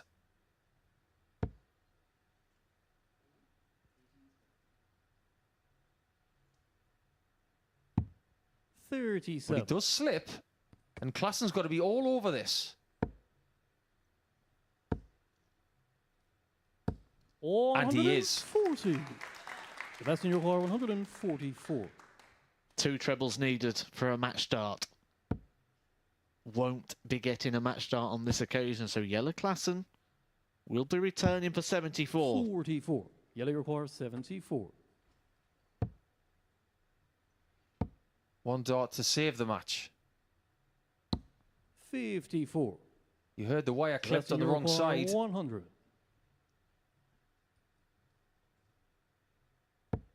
This is to win this match and to qualify. He's got it. Double 10. Game. He shot. wins by And 4 the legs to match, 1. Sebastian And 2 Białecki. things have just happened. In fact, it's 3 things have just happened. Jelle Klaassen, the Cobra, the former world champion, is the first person to be eliminated from Saturday night here in week 9. He's dejected, and we don't blame him whatsoever. But Bolt is through, and he takes Andy Bolton with him. It was a very good display, and his best check out of that match right there came with his final 3 darts. So, Białecki and Bolton are through, Klaassen is out, but now we look to Group 1 in Game 5. What could possibly happen there?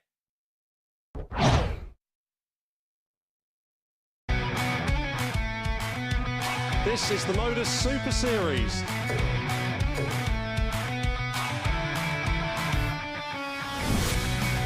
$182.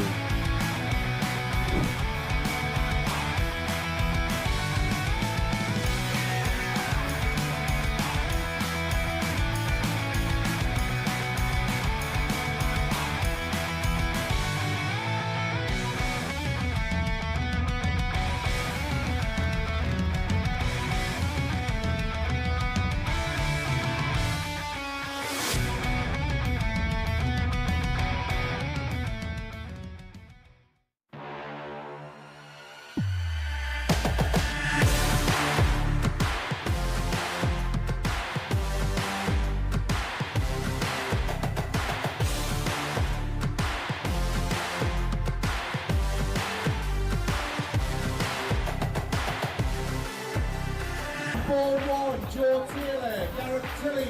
On board 2, Craig Nixon, Robert Young.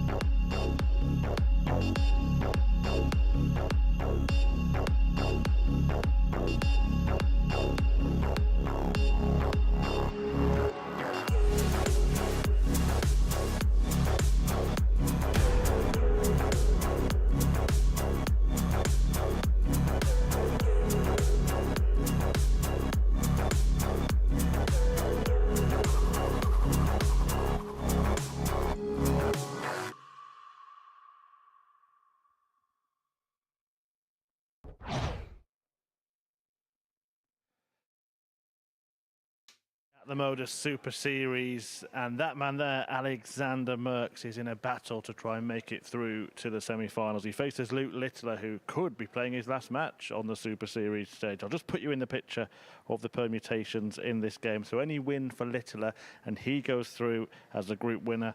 Harry Ward goes through with him. If Merckx wins 4-2 or better, he goes through with Ward. Luke Littler would go out.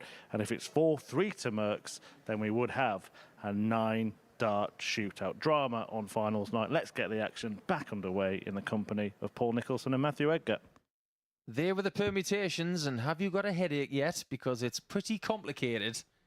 But myself and Matthew will keep you up to date with what is possible as this game goes on. But now, Alexander has got to do something that nobody has ever done, which is beat Luke Littler on a Saturday night. But even if he does so, by 4 legs to 3, he's still not through.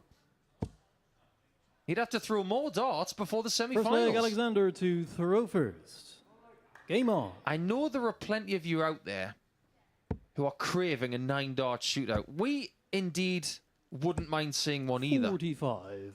But there's one person on that stage who definitely doesn't want one. And that is this young man. 140.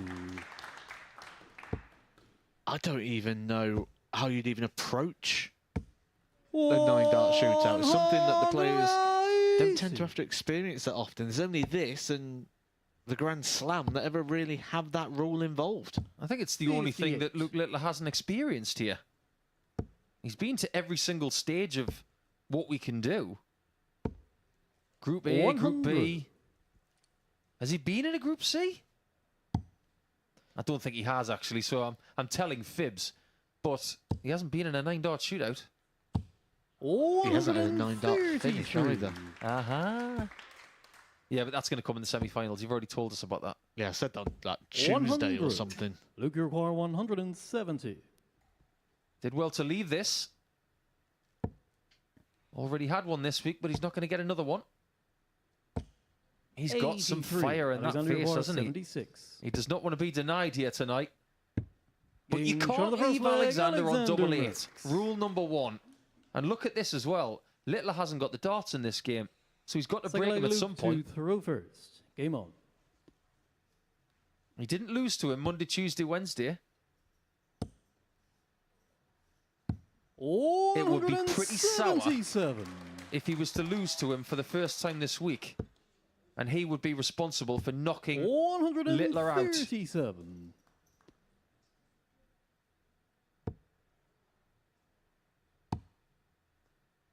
During the week, when he's 96. missed that dart 4, we've seen a grimace from Luke Littler because all week I've said he expects to win, and then it's just how he does it is kind of the story. And I think he realises now he's in a game, and it's not just about doing the flashy things. He's first got to earn that win. 96. Yeah, he's treating this like a final, as he should.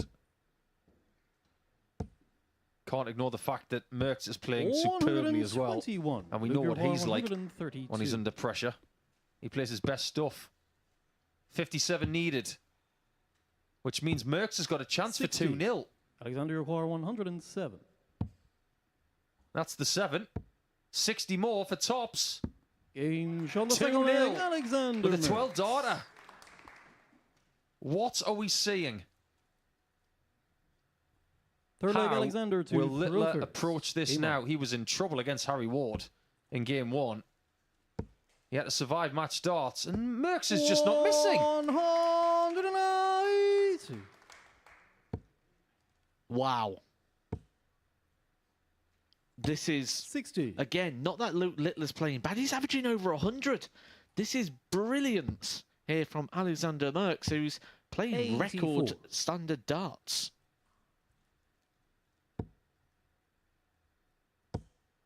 From here on out, it's got to be darts from the gods. 190.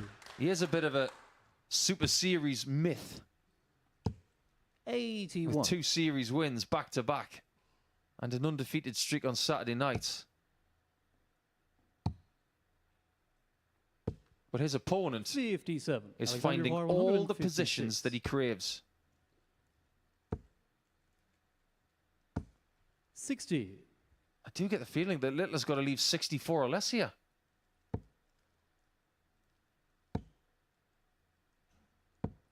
$58. Alexander require Now he's in trouble. 96.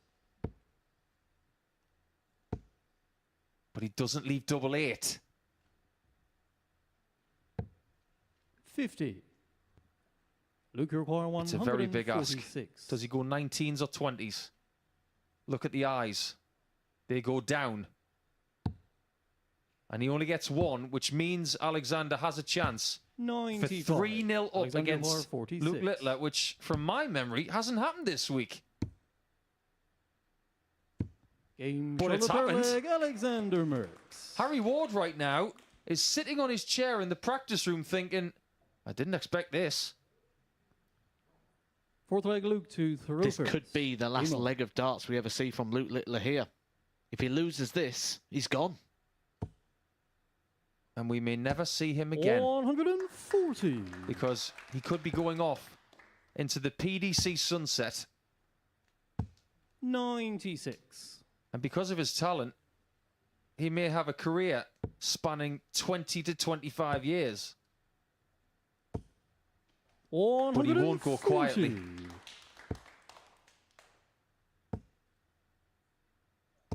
140. I know that performance against Yellow Klassen was really impressive yesterday, in excess of 103. But considering the circumstances, 45. this is way better than that. That is 95. possibly the worst time that Luke Littler could have had a slip.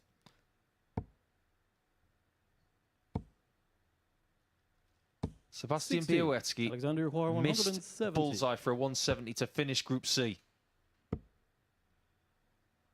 We all held our 98. breath there. Luke Huar, 116. Merckx is in position to win this match. Double top. Game That is unbelievable. Littler. Under that kind of pressure, he may just be a superhero. Fifth leg, Alexander to throw first. Merckx was Game on. waiting on 72 points to put himself through and to take 84. Harry Ward with him, to knock out the favourite. As far as table position 42. in this group is concerned, it means absolutely nothing at the minute. Nobody's thinking about winning the group. 97. All Luke is thinking about is please get another 3 legs. If he does, 100. he wins the group. He goes through. He takes Harry Ward with him. But 97. Merckx is just serving him out. All you need to do with the throw in this position is just make sure you hit 1 treble with each visit. Forces your opponent to hit 2. 100. And when Luke's doing this, he's always just staying behind the darts.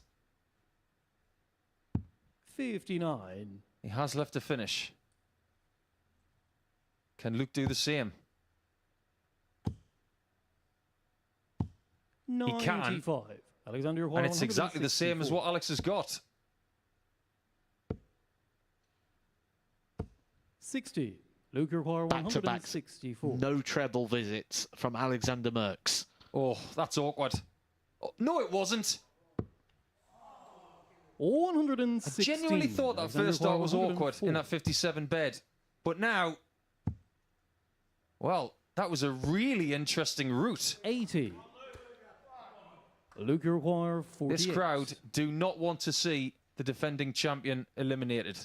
They want to see more legs in this game. Double top. Double 10, so reliable. It wasn't his first game tonight. It has been all week. And you can see how much he wants to stay. A yelp from the nuke. And this game may just be Luke to throw first. Game getting on. into its nuclear phase. And just like Harry Ward in match number 1 tonight, when presented with an opportunity to win the match, it goes wrong. 90. That's because of who they're playing. This leg tells an enormous story. 59. Come what may. Merckx wins this leg. He eliminates Littler. Littler wins this leg. 134. We've still got a 9-dart shootout possibility. And then we talk 100. about the next leg. This is classic 1 leg at a time stuff, and you cannot take your eyes off it. 97.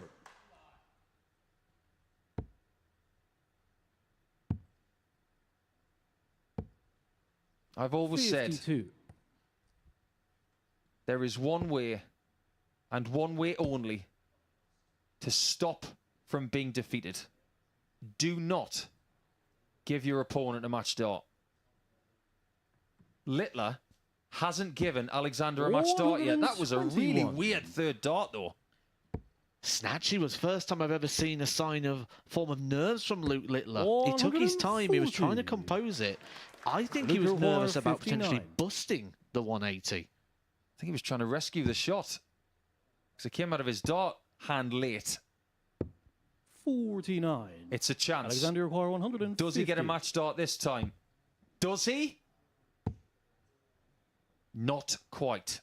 But this is an awkward part of the board for Luke Littler. No one likes double 90. 5. Ask that Luke question to require Littler 10. in about 10 seconds. He's not going to go for it. Double 4.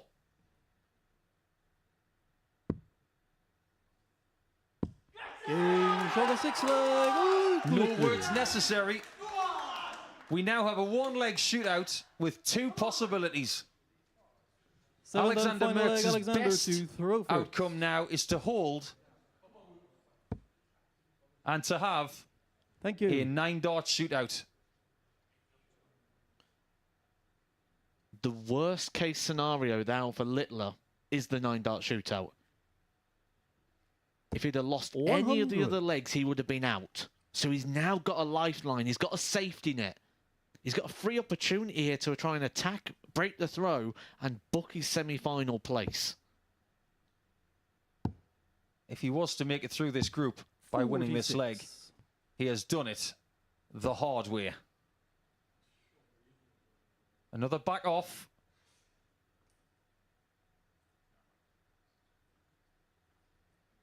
I think if you're not comfortable, it's the right thing to do. 95. Good recovery. Look at his position. 306 plays 455. That's just changed. 135. Oh, look at this. 170. He does miss the 25 and bull, but still has that buffer that Littler must try to close. 100. He doesn't quite do it. We have not had a 9-dart shootout 45 for nearly a year. We might not, because that is an invitation here for Luke Littler. A 140. 60. Alexander require Oh, 144. and he's unable to even find a treble. He is human. 82. Great last start. Luke require Absolutely 160. sublime. But this isn't on now. Heart rates are going up 60. at the Live Alexander Lounge in require Portsmouth. 62. Double 16. 30. He wires the double to Luke beat require Littler 100. for the first time on a Saturday night. Does Littler survive by getting 2 double tops? There's one. He's won it! And What a game of darts! And by the finest margin possible, the reigning champion is still alive, and with that 2 double tops finish, he's taken Alexander Mertz out, and we do not have a 9-dart shootout. That is knife-edge darts like you've never seen in Portsmouth before. Wow! Is there anything else to say? It was a great game of darts from start to finish, but ultimately, the reigning champion will have a crack at his 3rd weekly title in a quest to get to another Champions Week. We all need a breather. Let's all take it. And when we come back, we'll have a nice placid game between Andy Bolton and Sebastian Białecki.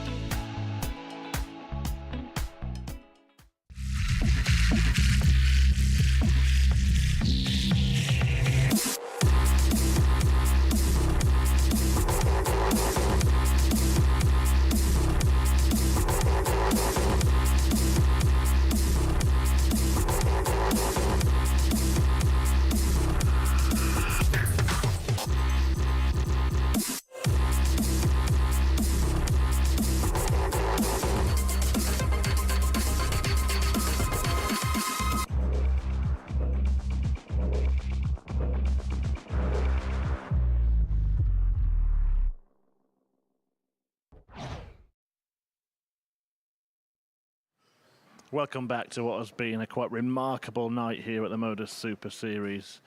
The previous match has left us all breathless. Luke Littler coming back from 3-0 behind to beat Alexander Merckx 4-3 and keep his hopes alive of that hat-trick of series wins. Well, he's through. Harry Ward is through, and so are the pair on stage right now, Sebastian Białecki and Andy Bolton, just playing to see who wins Group 2. They did have a rather good game on this stage in a weekly final before. Can they repeat that thriller? Let's find out with Matthew and Paul. Thank you very much, Murph. We've had 33 legs tonight out of a possible 35. It has been so dramatic that people just needed a breather, including us in the commentary box. That fifth game of the night between Merckx and Littler is one of the best Saturday night games that I've seen because of the drama. But what we have seen from Luke Littler is qualification. Now we look at two other players that are already through. So they can just play this game in the knowledge that they are going to come back. And because Littler has won Group 1, he will play in the very first semi-final. So whoever loses this game, they will play Littler next. First leg, Sebastian to throw first. Game on. And I don't care what people say or what they would tell you, where they say, it doesn't matter who I play when I play, you've got to beat them all. You would rather play Littler in the final than the semi-final. Absolutely. So this is a big game because the winner of this gets to avoid Littler until 58. the final match. And they get Harry Ward in semi-final number 2, which gives them a bit of extra time to get ready as well. Because if this game goes long, something around the 15 to 20 minute mark, they'll have, at the very most, 15 minutes to get ready for their next game. I don't know about you, Mark, but I'd much rather have something in the region of 30 to 40 minutes. Depends how the night's going, because I'm sure now Luke Littler, who's just had that mighty scare, will probably want a longer break, because he needs to re-find himself again and get back up for more games. Where if you're just sort of 100 going through it without that roller coaster of emotion, you just want to get on with it. You want to carry on.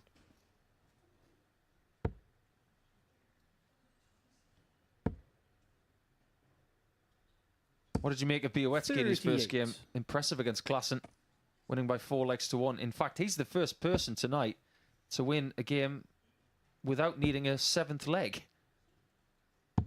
97.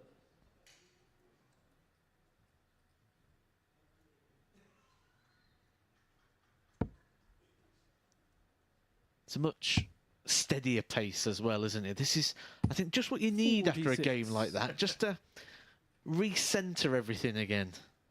It's a bit like listening to the old chimes outside the window after a storm.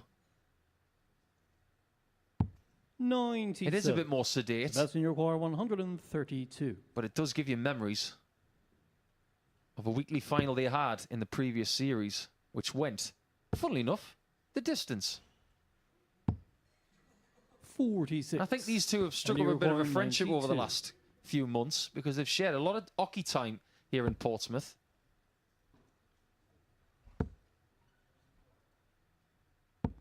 I think there's a lot of respect between these two as well. That's in your choir 86. Treble 18 needed. Which means 85 left now because he's missed it. Double 14. Game shot on the first Right leg. in the middle. He's shaking his head. I Bielewicz. don't know why. It was a great recovery. Second leg, When you Andy consider to who throw first. is Game going on. to the semi-finals as well. Harry Ward is in only his second semi-final here in Portsmouth. 83. Littler has never failed to make the semi-finals. And we know that these two have been to semi-finals before. But only one can get the weekly title. And that's what 96. it's all about here. You can't shake hands and say it's a draw. You can't share it. 100. I don't know if you ever saw that golf tournament from years ago where Colin Montgomery and Bernard Langer were tied and they decided to share it. They just shook hands and said, you know, why don't we both win? 97. That's not going to happen here. Sounds like the old participation medal, doesn't it, at sports days? 58. And I'm not surprised here that we're sort of seeing a bit of a drop-off in the standard as well. Is there an element of 76. concentration, conservation? I think this is one of those really tricky games to play. Because you go up there wanting to win, but 100. you don't quite have that fire. And as you've just gone through it, and you've had it at the early point of the night, this is a dangerous position to be in. Because you've then got to try and find something 140. rather than just And you go require 160. through it. Another one. Would have left tops. 128. Nice approach Sebastian shot. Lecorne, 92. Białowieski's scoring tonight has been very useful on the whole. But another recovery is needed. He's not going to get it this time. 40. And you require 32. 2 8s. For 1-1. 16. Can't get the bounce that he needed. Sebastian, you require 52.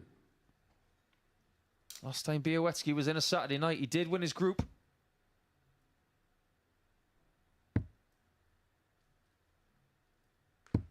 $20. And you require 16. Oh, that's a chance missed.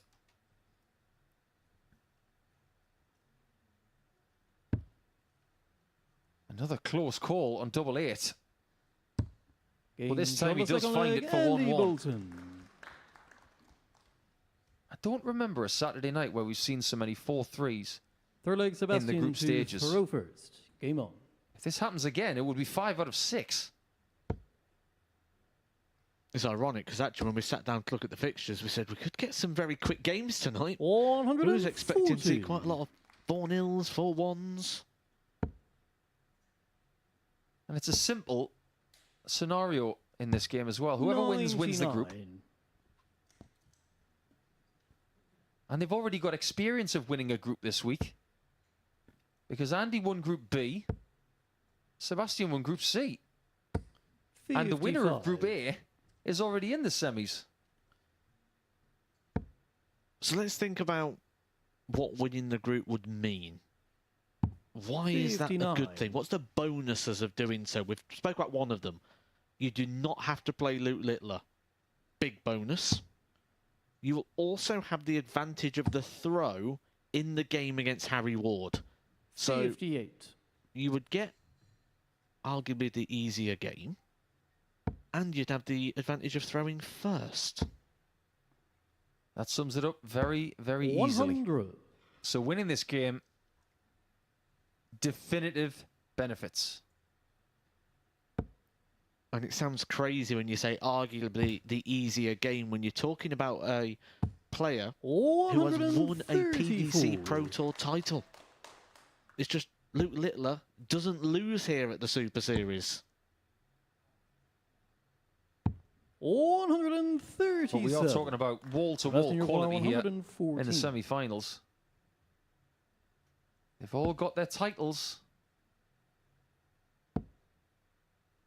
But is Andy getting a break of throw 98. in leg 3 to And take require the 106. lead in this one? He hasn't got the darts in this contest in the odd-numbered legs. 74. Anguish there as Sebastian, you he require misses. 16. Had a double for the 5th time in the match. Doesn't have to move because he's throwing from the right side of the oche.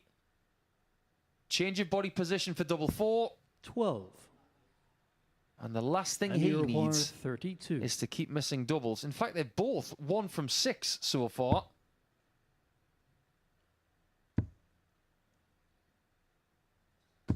Game shot on the But third it's leg. 2-1 Andy Bolton by hook or Bolton. by crook. The worst thing that can happen for the players in this match is they do Fourth leg, something that Andy, starts to to plant Rufus. seeds of doubt for Game on. later. If Sebastian Bielski continues to miss doubles, does he then go into that match with Luke Littler 60. worrying about the doubles? Does he get to a double and think, this now needs to tighten up? Or do you say to yourself before this game's even started, whatever happens in this game, if there's any negative, 58. it has no bearing on what happens in the last 4. This is its own entity. The semi-finals is just a different thing. And when we join 100. our friends at Sporty Stuff TV at 10 o'clock, the game changes. Because you don't need to win this game, but you do need to win the next one. Whoever it's against. 125.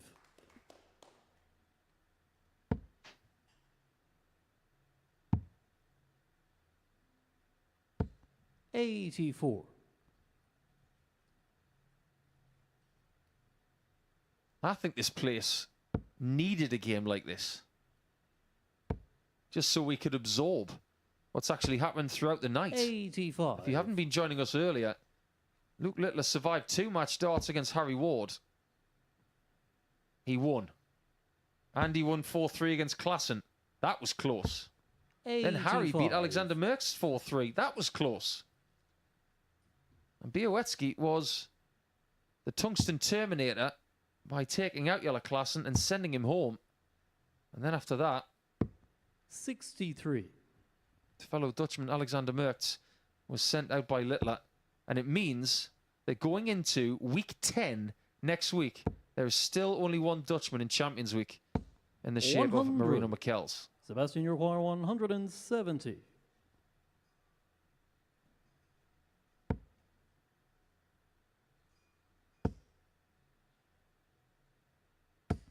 A lot of people before And you tonight require said 72. that it's going to be Littler and Bolton in the final. Double 16.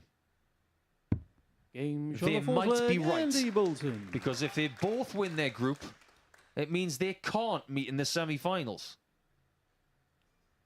You sort of Fifth leg, feel that it's Sebastian been to throw first. destiny. Game on. And destiny they've been writing for themselves as well, because start of the week, Luke Littler wanted to win Group A so he could have 2 days off to play FIFA. Andy Bolton 140. wanted to play in Group B so he had more time to practice and work on the slight change in technique. Now, when we watch the throw of Andy Bolton, to me, on the eye, it doesn't look much different in general. But you 96. managed to speak to him, didn't you, in an interview, and he said it's to do with the elbow and throwing more from the elbow than the shoulder. Yeah, I think he's trying to almost disengage the right shoulder as much because he has had some 45. aching and some pain in that area throughout what has been a very good season for him, playing on the Challenge Tour. And ultimately on the Pro 100. Tour as well, as an alternate player. But I think he's focusing more on his elbow position and how much he's thrusting the dart forward without the use of the right shoulder to try and make the throw easier. And I think that's a very good ploy. 58. Yeah, you do want to just have the shoulder as a supporting joint rather than activated in the throw, because if the shoulder moves, essentially the arm will move as well. You look at that right shoulder there. It does 91. jump a little bit. That's a natural movement for the body. But if you can try and engage the upper arm, the elbow and the lower arm more than the starting point or the starting pivot of the right shoulder, then you won't be using it as much. Get yourself into a nice set position there. He does maintain elbow height. But sometimes he has this tendency to follow through on his right side and he curves the shoulder around the wrong way. It's something that has caused Jeffrey Desvaughn to need surgery. Or maybe he's just training to have a career as a contortionist. 119. I've never thought of Andy Bolton as a contortionist.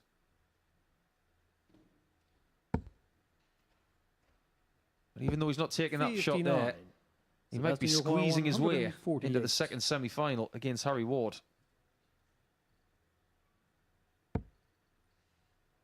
Hold the phone. Double 14. 120. It's all up to X Factor now. And he requires 60. This is to win his group and to give himself a bit of a break before the semis. 50. Sebastian, you require Group winning 28. darts have been missed. Game shot of the fifth leg. He might still lose this group. Białecki. He is going to be through, but Białecki makes it interesting. Six leg Andy. And before to tonight Swarovski. began, there were a lot Game of us here at the Live Lounge in Portsmouth thinking the group games might not take long. We might have 60. a lot of time on our hands before we start again at 10 o'clock. Not so.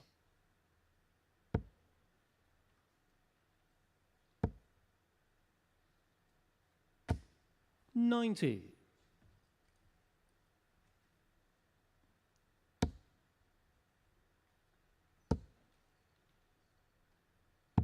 $97. I think this is where you've got to have that little bit of patience that you've used earlier in the week. Białecki is about as patient as a chess piece. He never shows any sign of 65. panic, but he can strike at any moment.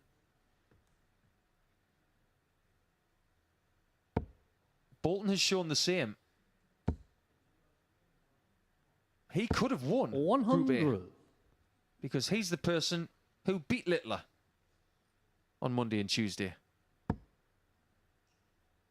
But both players have shown patience and bounce back ability 123. that everybody needs sometimes when they come here. If you can't get through A, just get through the next one. And if you can't get through this 60. game, just get through the next one. And you'll be in the final. We did say earlier in the week that we felt that the semi-final lineup would be made up of majority of the players from Group A. We didn't feel that the players coming in at 59. Group B and C was going to stop the players we've seen all week. And we've got 3 out of the 4 players from Group A that have made it through to the semi-finals. I'm not surprised to see that. 58. It's just the same last week where we had Sebastian 4 Uruguay, players from Group A 164. on a Saturday night.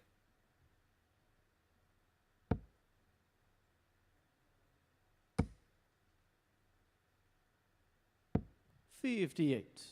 And you require 126. 419s for Bolt. And it is to win this group once again. He's gone too aggressive. That leaves 62. There's no double 31 on the board. Sebastian, you require 106.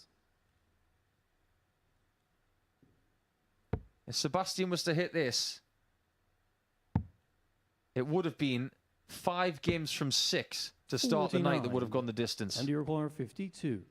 Andy knows that it shouldn't go the distance. Game And shot. it doesn't. And the match, Andy Bolton. Is Andy Bolton on collision course with Luke Littler? It might be another meeting with Białecki even in the final, because those two will be in different sides of the draw when it comes to the semi-finals a little bit later on. It won't be too far away, something in the region of 15 to 20 minutes from now. But that scrappy affair is won by the Scot, and he wins Group 2. So hold on to your hats, everybody. The semi-finals aren't too far away in Week 9.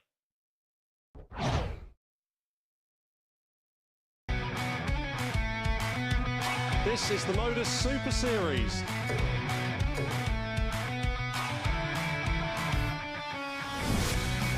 180.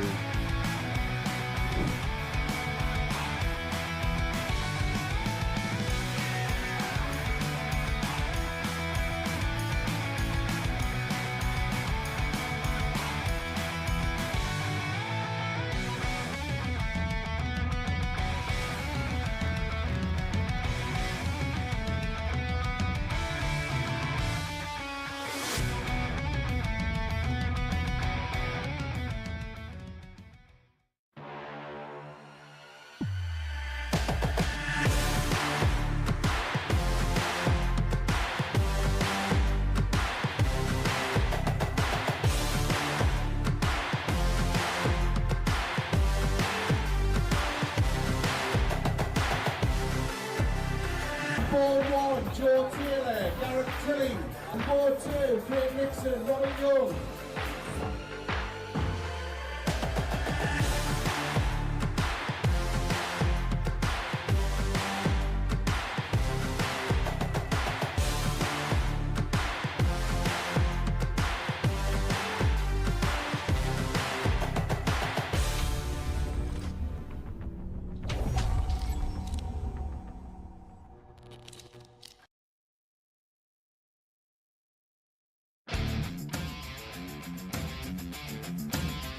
Every Saturday, we open our doors for our weekly finals night. For a unique and intimate darts experience. Meet the Dart Stars and even the team off the telly. Here at our purpose-built venue in Portsmouth. Every single Saturday evening. Tickets can be booked via this QR code. Or at www.dartshop.tv for a very small booking fee. Follow us at MSS Darts on Twitter, Facebook, Instagram and TikTok. For all the latest ticketing news. All you need to do, log on, book, turn up, and the action gets underway from 7:30 p.m. So what are you waiting for? Get your tickets to the darts. We look forward to welcoming you to the MODUS Super Series very soon.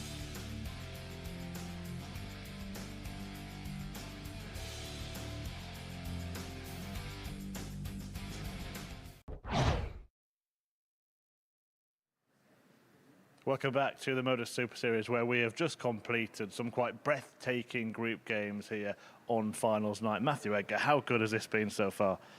Wow.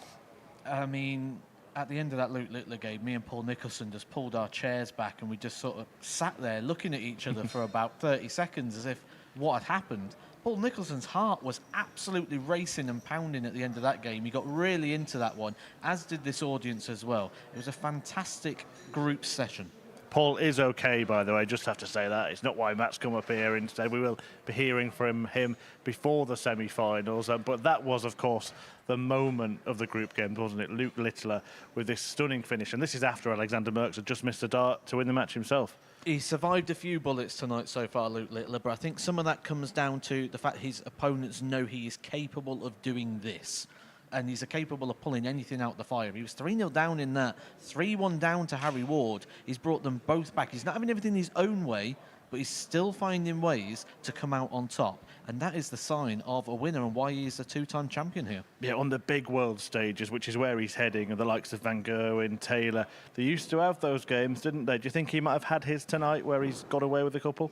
It's very rare you go on to win titles, especially multiple titles. Like he's on a hat-trick here to try and win three series. And when you do that, you're not often going to get away with doing it your own way. You're normally going to have to survive something, someone missed something, or there'd be a moment where you've had to dig deep. We've seen them already now, and I think he's going to be up firing for this in the semi-finals. Yeah, these final three matches are going to be something to behold, so do stay with us here. Before we get on with those, we're just going to break off from this week to tell you what's in store next week from Monday, 9:30 a.m. as always on Sporty Stuff TV and the MODUS Super Series YouTube channel. And these are the players in action. Some familiar names. Rennie Idamp, we mentioned Michael Van Gerwen. He almost beat him at the Worlds. He's won a week here as well. But for me, Matt, I'll see if you agree, Group B and Group C is as strong as ever this time around. Group C especially, we've got Adam Mould, who's won a week here before, not far off of 12 months ago in this building. Cam Crabtree, one of the hottest talents at the moment in darts. Jim McEwen, We know what he does. Every time he comes here, he seems to produce well, gets through to the finals a lot. He had that week where he nearly went 30 points in a Group A, and he's somebody that I can guarantee. I've been in a practice room with Jim McEwen 3 or 4 times now. The players hate playing Jim McEwen. He's got this methodical pace, and he's good. It's a horrible combination to play against. Yeah, that's next week. But tonight we do have the semi-finals and final of week 9. Luke Littler is still standing. You still sticking with him? Yeah, I think he's had his scare, and I think now, I'm going to say I think he goes through, but at the same aspect, it's not because his performance has been low. It's because everyone's raised it. It's not that he has to raise it anymore. If he carries on doing what he's doing, it should be enough. Yeah, Harry Ward, Andy Bolton, Sebastian Białecki, the other contenders. When we return, the semi-finals will be getting underway very, very shortly indeed. We'll see you soon.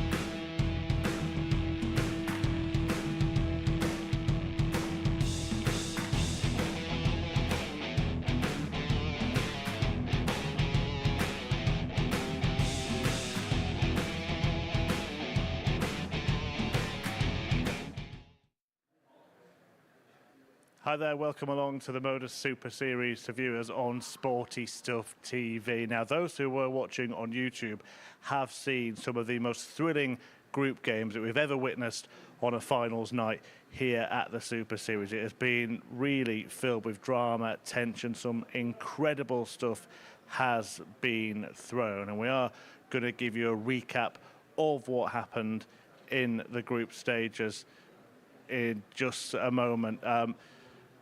The players involved tonight, Luke Littler, one of them, he's the defending champion. He's trying to make it a hat-trick of not just week wins, but series wins. Had never been beaten on this stage before tonight. And Littler He's trying to carry on that perfect record of winning every single week he's been over. The other players, Andy Bolton, the likes of Sebastian Białowski, all trying to stop Luke Littler. Harry Ward, the other player, to get through the group stage. We do have a slight problem with bringing you the highlights at the moment. So what I'm hoping to do is get Paul Nicholson and Matthew Edgar on the stage and have a little chat to talk about that. Until they do, there's not much more I can be telling you. So yeah, we're going to hear from Matthew Edgar and Paul any time soon. So the Super Series. Oh, apologies. Okay, I'm being told that Matthew Edgar's not coming onto the stage. He's in the commentary box now. So yeah, we'll have a little chat with Matthew Edgar. Matt, look, the viewers at the moment are not seeing what happened in the games earlier on, but it was dramatic. I give you the problem of describing them. Drama. One word summarises everything there. It was dramatic from start to finish. Luke Littler, match starts against him from Harry Ward. Harry Ward missing a couple, but there was much better positions than that originally suggested. Harry Ward came back to the board, won in 3 darts at double 4, bust that one. He also had 2 darts at double 15 and came inside. So he's actually having some really strong positions. Wasn't able to capitalise. Alexander Merckx 3-0 up against our defending champion. Wasn't able to capitalise. Luke Littler, dramatic fashion, but wins them both. Thanks, Matt. Yeah, it's been remarkable what we've seen so far.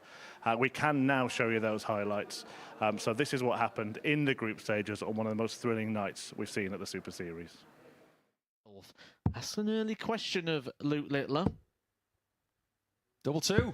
71. Harry require 36. This is the ideal start for Harry if he takes this double. Game 14 dart break in the first leg of the night to put him in trouble. Oh no! Score. Wrong club. I think when he walked, Littler thought 30. he was over. He picked his case up and he was almost confused. He knew his opponent only thrown 1 dart. He's not going for a double 15, he's going for double 10. Just when you need a friend. He finds it. This is what we're going to get all night long. Sign me up. Game double 10. And the match, Luke Luke the Nuke's best friend. These are great shots for professional players. We get the 2 darts at the treble 20. Big, big moment in this game and a big, big shot for class. He will win on the bull. Game shot. That is a mammoth bullseye to win by 4 legs to 3. 7 holes of throw, and the only reason that Jelle Klaassen does not win that match is because he didn't have the darts, but he did have a chance towards the end. He knew what he was doing. 2 4s. That cost him the match against Littler. It does not cost him leg 2. Alexander requires 69. Double 16. Game and that corner of the board is his saviour once again. Alexander requires 130. Argument to switch there for Harry Ward to the 19s. Bullseye for Alexander. Game We're going the distance. Alexander. And that's the biggest celebration we've seen from him this week. To the semis again. No score. Harry, you require 20. There is a feeling of shock in the room as Harry Ward finds the double that Merckx has just hit to wound his chances. Now, Harry's got to sit and wait to see what happens in game number 5. He might even finish on the bullseye. Well, he is the player this week who's took out the most ton plus finishes. He's took out 9 already. That would have been a perfect time for him to do a done of 10. 56. Oh, a double breaker throw on Jelle Klaassen, who wants tops. Game shot on the third leg. Keeps himself in this one, and we're getting closer and closer to it all the time. This is to win this match and to qualify. He's got it. Double 10. Game. He shot. wins by And 4 the legs to match, 1. Sebastian And 2 Białecki. things have just happened Alexander against Moore, 46. Luke Littler, which, from my memory, hasn't happened this week. Game. But shot it's on the third happened. leg, Alexander Merckx. Harry Ward right now is sitting on his chair in the practice room thinking, I didn't expect this, to win this match. Double top. Game. Shot on That the is fourth leg, unbelievable. Luke Littler. Under that kind of pressure, Luke Iroquois, 48. this crowd do not want to see the defending champion eliminated. They want to see more legs in this game. Double top. Double 10, so reliable. It wasn't his first game tonight. It has been all week. Ask that Luke question to Iroquois, Littler 10. in about 10 seconds. He's not going to go for it. Double 4.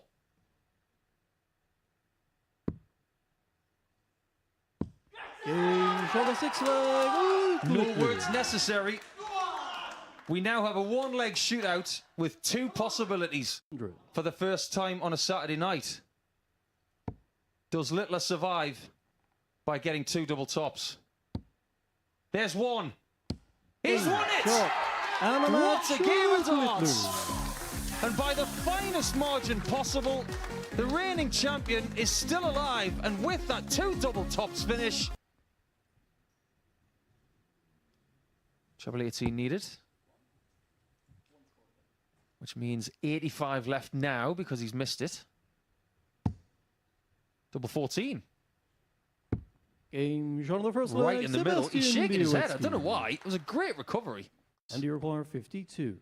Andy knows that it shouldn't go the distance.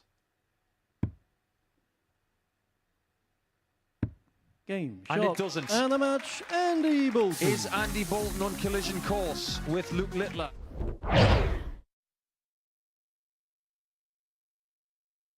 Wow, yeah, what a remarkable group phase that was. Paul Nicholson and Matthew Edgar were watching it in the commentary box, providing commentary there. I'm not sure how you guys find the words. Only one place really to start, and it's that Luke Littler comeback, or comebacks. Yeah, both of them. I think sometimes when you're labelled as a champion, you are going to have a target on your back. He's had it on his back all night long because everybody wants to be the first person to beat him on a Saturday night. But it's not like they haven't had chances. Matt's just made a great point with you that the chances were there. They didn't get the chance to take them. Well, they had the chance to take them, but they didn't take it. So for me, I think those players are going to be saying to themselves as they go to sleep tonight, I could have been that person. And Alexander Merckx right now might want to give him a wide berth because at 3-0 up, you thought he was going to get it done and he didn't. Yeah, we'll just talk through the results from tonight with Matthew. Look, we've been talking about Luke Littler, but let's just focus on Harry Ward for a moment because he kind of had it both ways, didn't he? Missed his chance, but then had to survive missed chances and took his chance. I think he's played really well tonight, Harry Ward. We mentioned earlier on in commentary that it almost felt like you'd want to play Harry Ward out of the 2 people from that group, but we've got to remember this is a former Pro Tour champion.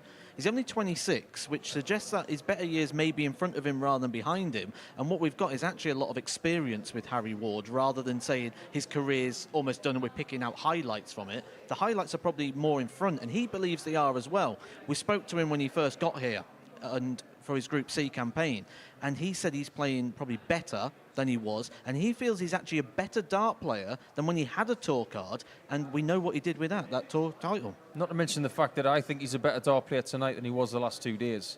And that's saying something for someone who won 5 games from 5 yesterday. He just looked more likely in that group tonight. And the fact that he was able to get a lead against Littler when he was averaging 102 just goes to show how likely he is come that second semi. Yeah, let's get final confirmation of the tables then from the 2 groups. Now, if you just looked at these, you hadn't watched any of the action, it wouldn't tell half the story, would it? Both Luke Littler and Andy Bolton both winning both of their matches, but it's been so much more dramatic than that. A lot of people have said that Bolton and Littler are on a collision course in the final here in week 9, but you're absolutely right. I think the story is in the grey areas. It's not in the black and white, because tonight has been one of the most exhilarating Saturday nights in qualifying for a Champions Week that I can remember in the last 13 months. We've had some great Saturday nights, but tonight isn't even over yet and we're breathless. Quick chat about the 2 semi-finals coming up then. Littler Białecki, the first one. Your thoughts on that? I think Bielecki looked very flat in that last game, and a part of that's probably down to the fact that that game didn't really matter for his qualification. He'd done his goal, but one thing I picked up on commentary is it can set bad habits. If you start missing doubles and you come up here and miss 3 darts against Luke Littler early on, it feels like a continuation of missed doubles and a continuation of the mistakes he made in that match. This is going to be all about Luke Littler, like the week kind of has been. And if Luke Littler performs like he has been so far tonight, he's going to be quite comfortable in that one. Not to mention the fact that no lead is safe. Absolutely, unless it's 4-3. And you've got that 4, you've won, but at no point are you safe until you've got that 4th leg. And Bolton Ward, the second one, just quickly, has Ward now given you more to think about, given Andy more to think about? I think he's given everybody else something to think about. I think Harry, everybody knows that what kind of level he's got. But ultimately, it's about what you do now. It's not what you've done before. I think Matt made great points about the fact that Harry's best years are ahead of him. I think they are. He's nowhere near his peak, but tonight he'll be getting closer to it. 2 words from you, Matt, the final. I think Littler Bolton has probably been the most likely final all the way through, and it's probably been the one they've expected as well. Throughout the week, every time you've interviewed either of them, they've kind of talked about this collision course that they're both on. They even mapped it out for us. Luke Littler said he was going to win Group A. Andy Bolton, during Group A, said he was going to go win Group B. It's all mapping out, and it could be a poetic story. Yeah, well, coming up in just a moment, Luke Littler back on the stage, taking on Sebastian Białecki, looking to make it to yet another final here at the Super Series. Look, if you've been watching the action tonight, you certainly would want to get down here and watch it up close, and this is how you can do it.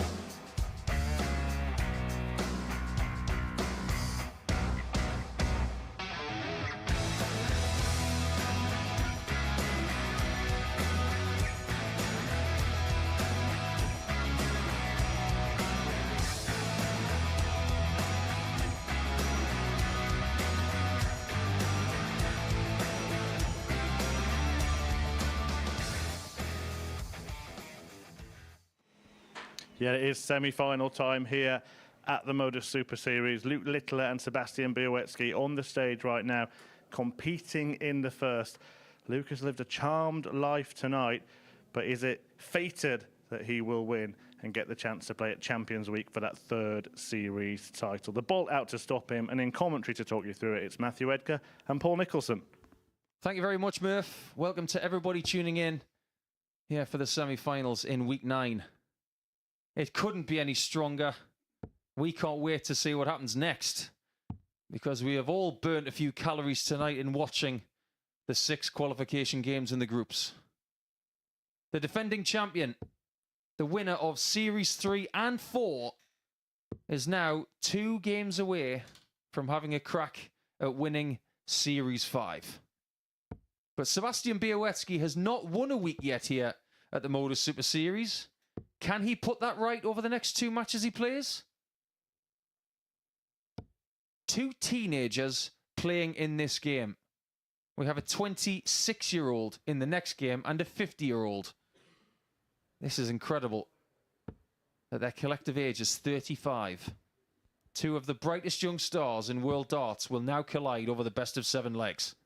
First leg, Luke to throw first. Game on. Danny McNary, referee, calling in all the action. Luke Littler throwing first because he won his group. Now, all week, I've been saying semi-final, 9-darter.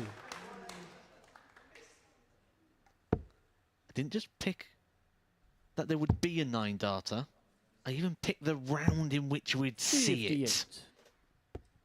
Luke Littler's wanted this all week. If you'd laid that 91. up after predicting it, I would have been reaching into your back pocket. I would have said, oh, there's Biff Tannen's Sports Almanac, because that's the kind of predictability you've got with your punditry this week, 60. Matt. It's no 9-darter in this leg, but we've still got 1.9 semi-finals to go. 100. And don't worry, if he hits a 9-darter again, I'll be saying it all over again just in case.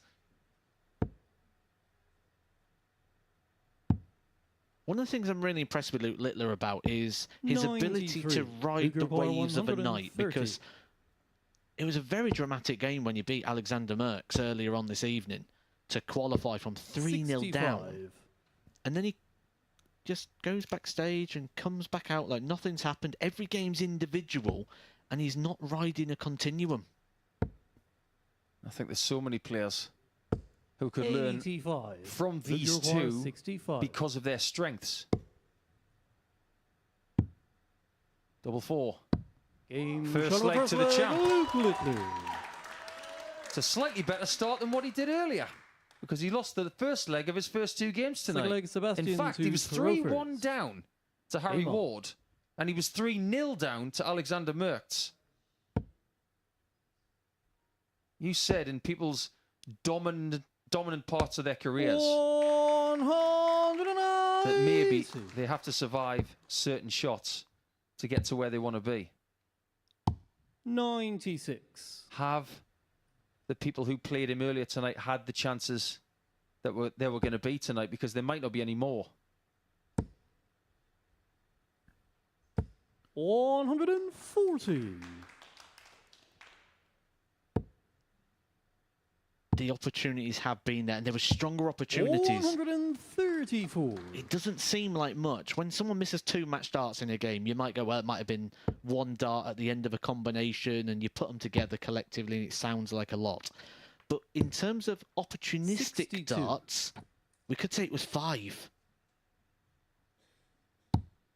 Because it was a 3-in-hand opportunity and a 2-in-hand opportunity. 88. The thing that I'm trying to get my head around is looking at the stats of the players coming into the semi-finals and what happened. 59. We'll talk about that in the next leg. Let's see how close Littler can get to this 60 as Sebastian. 68. Sebastian, you require 60. Littler will probably start in the bullseye if he gets a look at 115. Game But shot he the second doesn't. leg, It's Sebastian 1-1. Białecki. 4th time they've played this week. Littler has won them all. 3rd leg, Luke to throw first. There was one Game game where Białecki probably should have beaten Littler. Couple of match darts at the double 16. 93. That is the only other darts that anyone other than Andy Bolton was able to throw at him during Group A. 85. We've seen records tumble this week. The only record that we're possibly staring at tonight 58. is an undefeated streak on Saturdays, which now stands at 18 for Luke Littler. 18 games on a Saturday night, 18 wins. If he gets to 20, he'll have a chance to elongate that at the end of the month.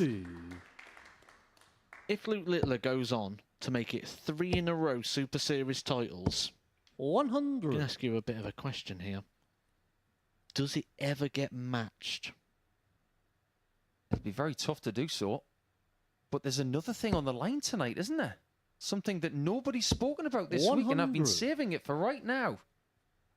You think about the goats of the Super Series. Now I'm talking about Robert Owen, Conan Whitehead, 140. Colin Osborne, the likes of Graham Usher and others.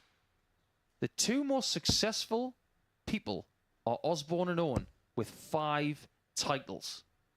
100. Luke Littler wins tonight, he gets his 5th title.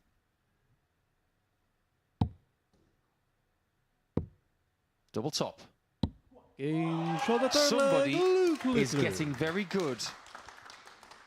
And I think that celebration at the end of that second 4th game of leg, the night, Sebastian to throw first. it was both very Game on. respectful and one of, I've only done half the job.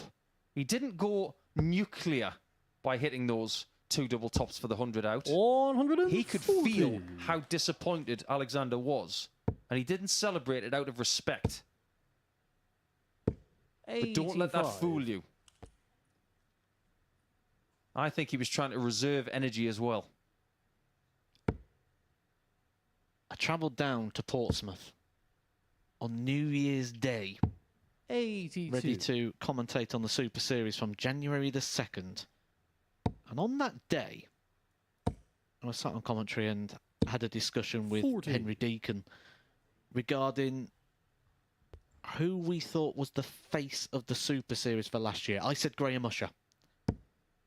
And I had a conversation and we said, I wonder who's going to be the face of the Super Series this year. 125. I think it's safe to say it's already been decided before the end of the year that the face of this year has to be Luke Littler. I think that's unquestionable. 56. Sebastian Urquhart, 154. Wasn't it interesting that he referenced Conan Whitehead in his interview earlier tonight?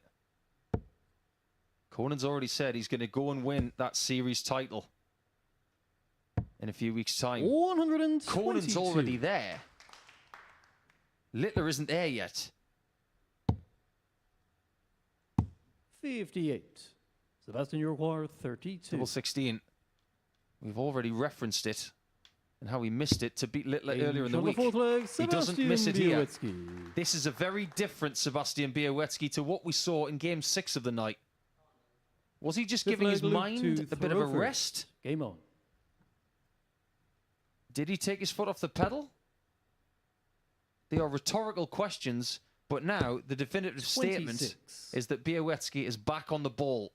And this is even more impressive from both players. No misses at double. 45. When you play games like this and you get two high-quality talents that will clearly respect each other, that are both playing a very good standard of darts, there's always an exchange, either a leg or 9 to 12 darts that sort of define the match. We are now in that moment. 177. Massive visit to get a dart in front. Not for very long. 131. Mentioned that Sebastian Białecki has not beaten Littler this week. We'll extend that to ever. From all the records that we have, Sebastian has never beaten 85. his younger opponent. These two could be going at it for decades. Wonderful. 190. It was double 15 that could have cost him a place in the semi-finals earlier at the hands of Harry Ward. 58. Luke Urquhart, 30. When Littler had it earlier, he went 10 double 10. Because he barely misses that double. Luke Littler. For your own sake, Luke, if you go on to win this week, get yourself a dart shirt with double 10 on Six it. legs, Sebastian. Because your name's on double 10 on that stage. And the trend continues. Still yet to see a missed dart at the double. Everything going with throw. 140. Great standard of play overall. Look at that. The reason why Littler is winning with the inferior average is because he's had the darts. He's had the benefit of a couple of more visits. And he's been getting the legs done a little bit later than Białecki. Remember when he won his fourth leg in this contest? Or the fourth leg in this contest? He did it with the very first dart. Littler's been killing things off at the back end of the visit. 100. And everyone's raised their game against Luke Littler tonight. Every time we get to the back end of the matches, the opponent has been over 100 average. It's a mark of respect. 99. They know how good he is. They know what they have to do. Feels like he's got a target on him. Technically, he has. 60. It's a bit of a play on words there because he's actually got that word on his shirt. don't know whether that deserves the tumbleweed or the badum-tsh. Well, that deserves some fireworks, because that leaves 24. Littler right now is thinking, not again. 58. Sebastian, you require 24. Double 12 to take us the distance.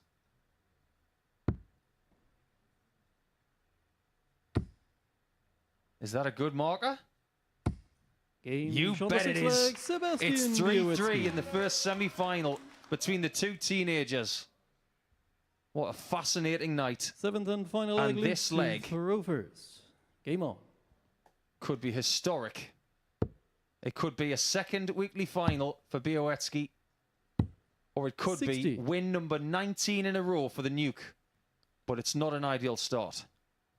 And for the third time tonight, 3 out of 3, Luke Littler goes the distance in his games. 59. He's a young man with a lot of energy, but he will be exhausted by the end of this night, whatever happens. 123. This game has been all about holds of throw. He hasn't really had a chance to break him, has he? 70. And that is a slip. Puts Luke a treble ahead. Have you noticed something as well, Matt? Throughout tonight, we've not talked about the money once. 96. This is not about the money tonight. In some weeks, it is. But it isn't here. This is about glory. This is about speaking to Chris Murphy at the end of the night and getting that invitation to the big week at the end of October. Perfect. Timing from Luke Littler. A fifth 180 of this match, a third for Luke Littler, and that puts him in pole position for a place in the final. Białecki's right behind him. 140. Luke require 42. It's always the best time to get a maximum, when it's your last opportunity for one. 32. He's missed double 10 and tops. Sebastian, you require 135. Białecki for 135. The shot is on. He was asking the referee there, hopeful that it was in the 60, but it wasn't. 59. Double Luke, you require 5 10. for yet another final. But he's going to go 2 double 4 like he did earlier tonight. 2. And give Sebastian a Sebastian, chance. you require 76. He's already survived 3 match darts tonight from 2 players. Can Sebastian do what the others couldn't? Game, shot. It's history And the match, at the MODUS Super Sebastian Series. Białecki. The streak of winning games on Saturday night for Luke Littler is over. And that was the last game that he will play in Portsmouth before he goes to the PDC Pro Tour. What a run it has been for Luke Littler as the 2-time series champion. But it's not going to be 3 in a row. It may be a first weekly title for the Pole Sebastian Białecki. There it is, the tail of the tape. And he was susceptible with the average under 90, but you can see that Białecki did a lot right. He wins by 4 legs to 3 in the first semi-final.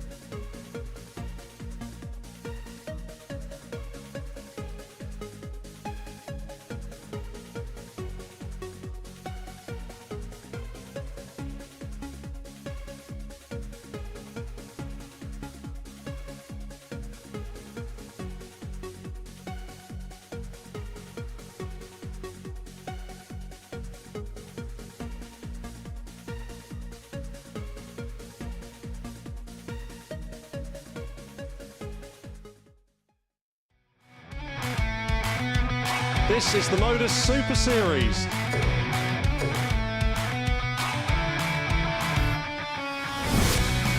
$180.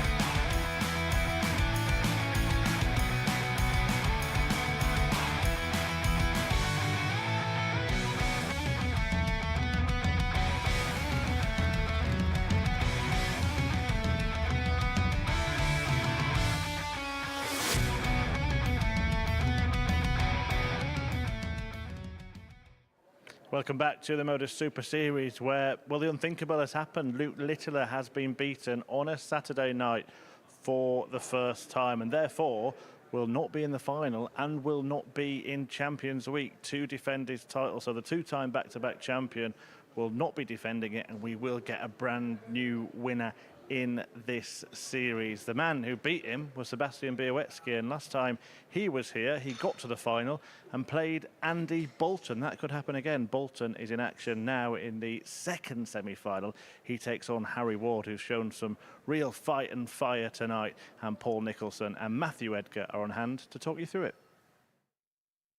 I think we're all just absorbing what happened in that first semi-final. Now that Littler is gone, opportunity beckons for Białowski, Bolton or Ward, because over the last 8 weeks we have seen people book their spots in Champions Week and they've all looked at week 9 and said, we expect Littler to be part of that crew. He won't be. It is now farewell to Littler and hello to opportunity for Bolton, who could become tonight a 2-time weekly champion. He's the only weekly champion left. This man has made it to a semi-final before. Białowski has been to a final before. To throw first. Against Bolton in the previous series. Are we going to get that final once again? But if Bolton loses this, we are guaranteed a new weekly champion in our final game here on Saturday night. Well, I said drama. I said we've got all the ingredients. 39. There's still so many more twists and turns to go, but you've got to say these two, Ward and Bolton, are probably going to be happy at the fact Luke Littler's gone out. Oh, they will be happy. Don't you worry about that. 85. I'll provide you with a statistic in the second leg that will completely rebuff the importance of averages. Darts matches are about moments. 177. You've got to do the right things at the right times, just like Andy said in his interview earlier tonight. And if you can do that, success will follow. 60. It also just goes to show, doesn't it, that nothing is a certainty when we're live sport. The other thing to remember is this is short format darts. 100. And you're always vulnerable. It's like when they play the Grand Slam, and that's first to 5. And we often talk about that being so short 55. format that And no you're one's really 107. safe, and you got the world's best players there.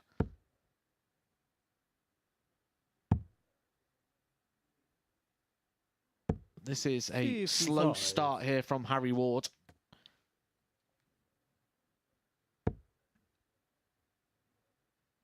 Yeah, the last thing you want to do is get a slow start against someone who has 98. predominantly this week been a brilliant starter. 52. He hasn't just been a brilliant starter, he's been a brilliant darter. 44. Harry Repar It's not been a 164. fast start, but it could be a flashy finish. Not too flashy on this occasion. 64. Andy will go for double 4, Andy which require cost 8. Littler dear in the first semi. Double 2. Game shot on the first leg. Fine shot. Andy Bolton. And that point about averages lying to us If you think about all 4 semi-finalists Harry and how to they played throw getting first. into the semis, Game on. let us now compare what all of those players have done against Luke Littler's stats tonight. 84. For the night, the 2-time series champion Littler, 93.31. Very, very good. No other player is near that. And Littler is the one that's out. 140. No one's near his weekly stats, but what did I say at the very start of the night? This ain't about what's happened before. It's about what happens in front of us. 46. That's what Saturday nights are. Saturday nights are about bottle, holding it together at the right moments, finding the big 60. moments when they matter the most. Could be a really big month for Andy Bolton. If he was to win tonight, he would return to Champions Week 59. after the culmination of the Challenge Tour, which is the week before that. He might even squeeze into an Alexandra Palace spot guaranteed before the end of the PDC Pro Tour, where he has been getting invites this year. He's got 2 cracks at getting to Ali Pali. And it's 2 games between him 58. and a second Champions Week in a row. And not many people have done that. You might think it's quite common with the likes of Klassen and Littler who have done it. And Pilgrim's done it. But getting 2 Champions Weeks in a row, it's very, very hard. In fact, the people who are in Champions Week already, who have been there before, and he requires 64. you've got Whitehead, you've got Pilgrim, Matt Clark. You've got double 16 here for Andy. 32. And Ward is just not getting out of the blocks in the scoring phase here.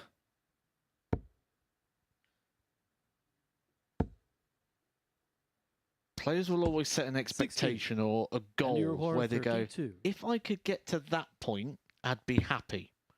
Right now, I'm getting the vibe that for Harry Ward, this was the target. No score. If I can get to the semi-finals, it's sort of a free shot, or I'll be happy from that position. Because there just seems to be lacking the intensity. He's yet to find a score over a ton. This would be so funny. But not for Andy. Game shot the second leg, Harry Ward. Sometimes there just isn't a word to describe a shot. That came out of the clear blue sky. Third leg Andy to throw first. Is it possible to unsay things? Rewind. Delete. Take 2. 81. Yeah, that was just so unlikely that we didn't even give it the build-up. But he has got a few big finishes on this stage 60. before, including this week where he got a 150 and a 154.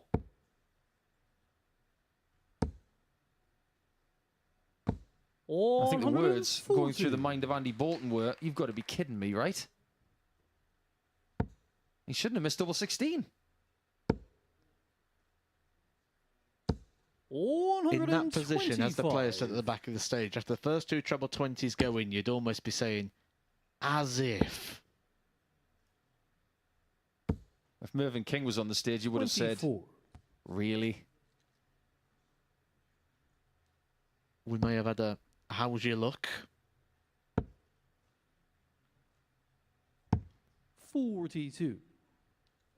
If Richie Burnett was on the stage and somebody hit that against him, he would have been flailing more than the inflatable arm flailing tube man.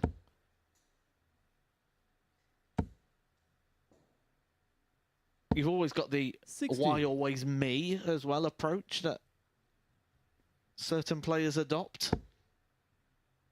Terry Jenkins was always labelled with that one, wasn't he? The why always me approach. 99.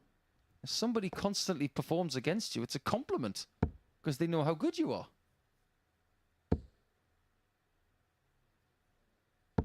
100. Ah, the old eye-rolling technique for that ton to leave 96. This game is very similar to the game that Andy won in Game 6 here tonight. 135. High 70s averages. Andy 96. Double 18. It's a big dart, this. If he misses it, Harry Ward's got a break opportunity. I think he understands the enormity of this. 60. Bent the wire, but not close enough. Harry, you require 40. Double 10 for Big H. Angle isn't prime. 30. Valuable darts And you missed. require 36. And we've said that about him earlier in the night. But he's still here. Same hole as the last one. Is it too close? Game No. on the third leg, A Andy fantastic Bolton. dart there from Andy Bolton. He ended up acting like a basketball hoop, really, there, with a Fourth leg, Harry, backboard just to play throw off of. first. Game on. I weren't sure if that was a bit too close, especially where the Andy darts lie in the board. I agree. I was thinking the same thing. 96. Sometimes with those slightly wider bits of tungsten, you need the guide about 2 millimeters outside of the double. And the fact that he curved the wire microscopically, 83. it actually shields a portion of that double 18. But he was so precise that he was able to get that third leg and the 2-1 lead. 100.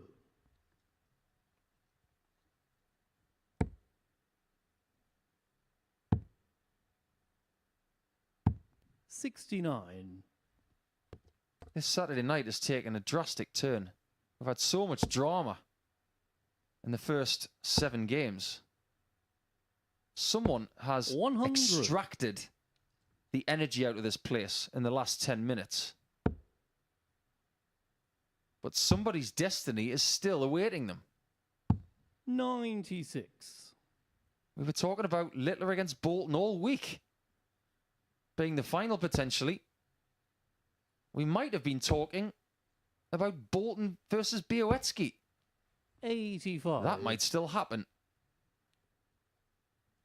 There's still the chance that we spoke about the final being Andy Bolton versus Luke Littler, and it might be neither of them making the final. 100. Harry, you require 120.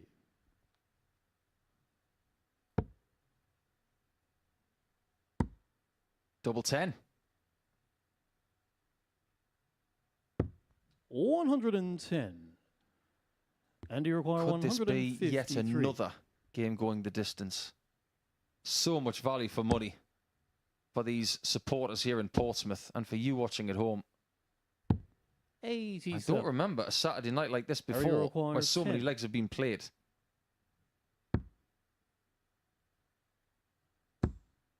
Are we level? No score. We aren't. And you require 66. I'm not surprised we're getting so many legs when we look at how evenly matched the players are. And these are the moments that separate them. One dart at the double is all Andy Bolton needs. And the reason that's a separation is because that was a break of throw. Andy Bolton will now have 2 opportunities with the darts to book his place in the final. And to minimum double his money from this game. £2,500 for making the final. 60. Białecki's already there waiting for him. Harry Ward missed 3 darts in that past leg. 4 if you include the 120. The leg 100. previous, he had a handful of darts as well. He's had his opportunities. This could be 3-1 to Big H. Bolton wins. We are guaranteed to have another nation 134. represented in Champions Week. We don't have anybody from Scotland or Poland there yet.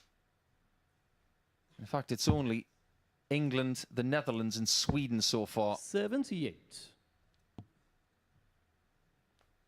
Harry desperately wants to be another English player there. We've got 3 previous weekly champions 59. in our Champions Week in Series 5. I've mentioned the names of Clark, Pilgrim and Whitehead. But we've got plenty of first-timers there as well, in the shape of 97. McKells, Erstland, Grundy, Harrison and Quantock. Is it going to be 60. a first-timer in Champions Week or somebody who's been there before? At this stage, it's going to be 50-50.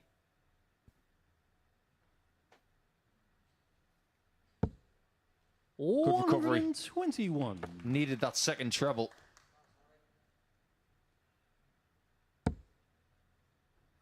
I'm not sure if the semi-finals was his target tonight, you know, Matt.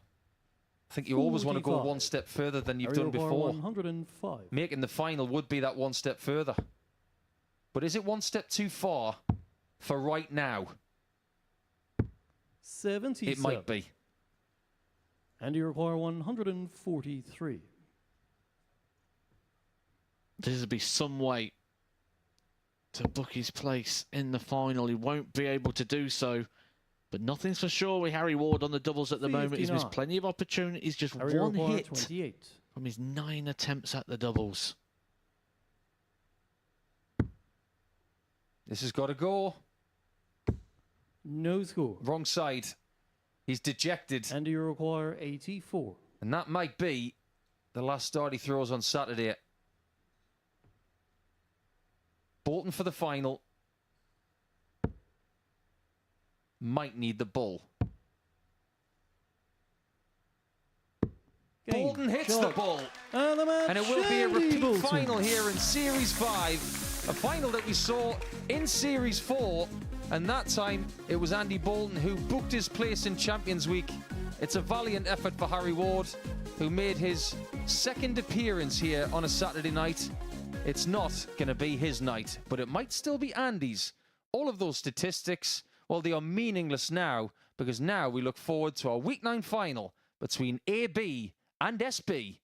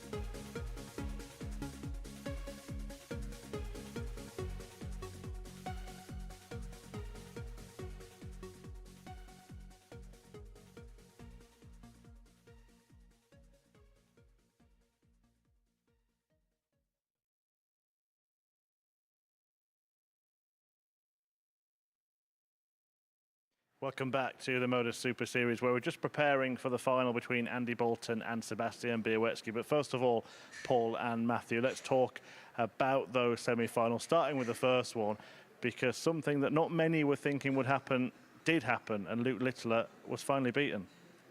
I don't think anybody has really accepted it quite yet. We are so used to Luke winning on a Saturday night, the whole shebang. But it's not going to be a third time on the trophy in a weekly sense and a third time in the series. I think he's been susceptible tonight.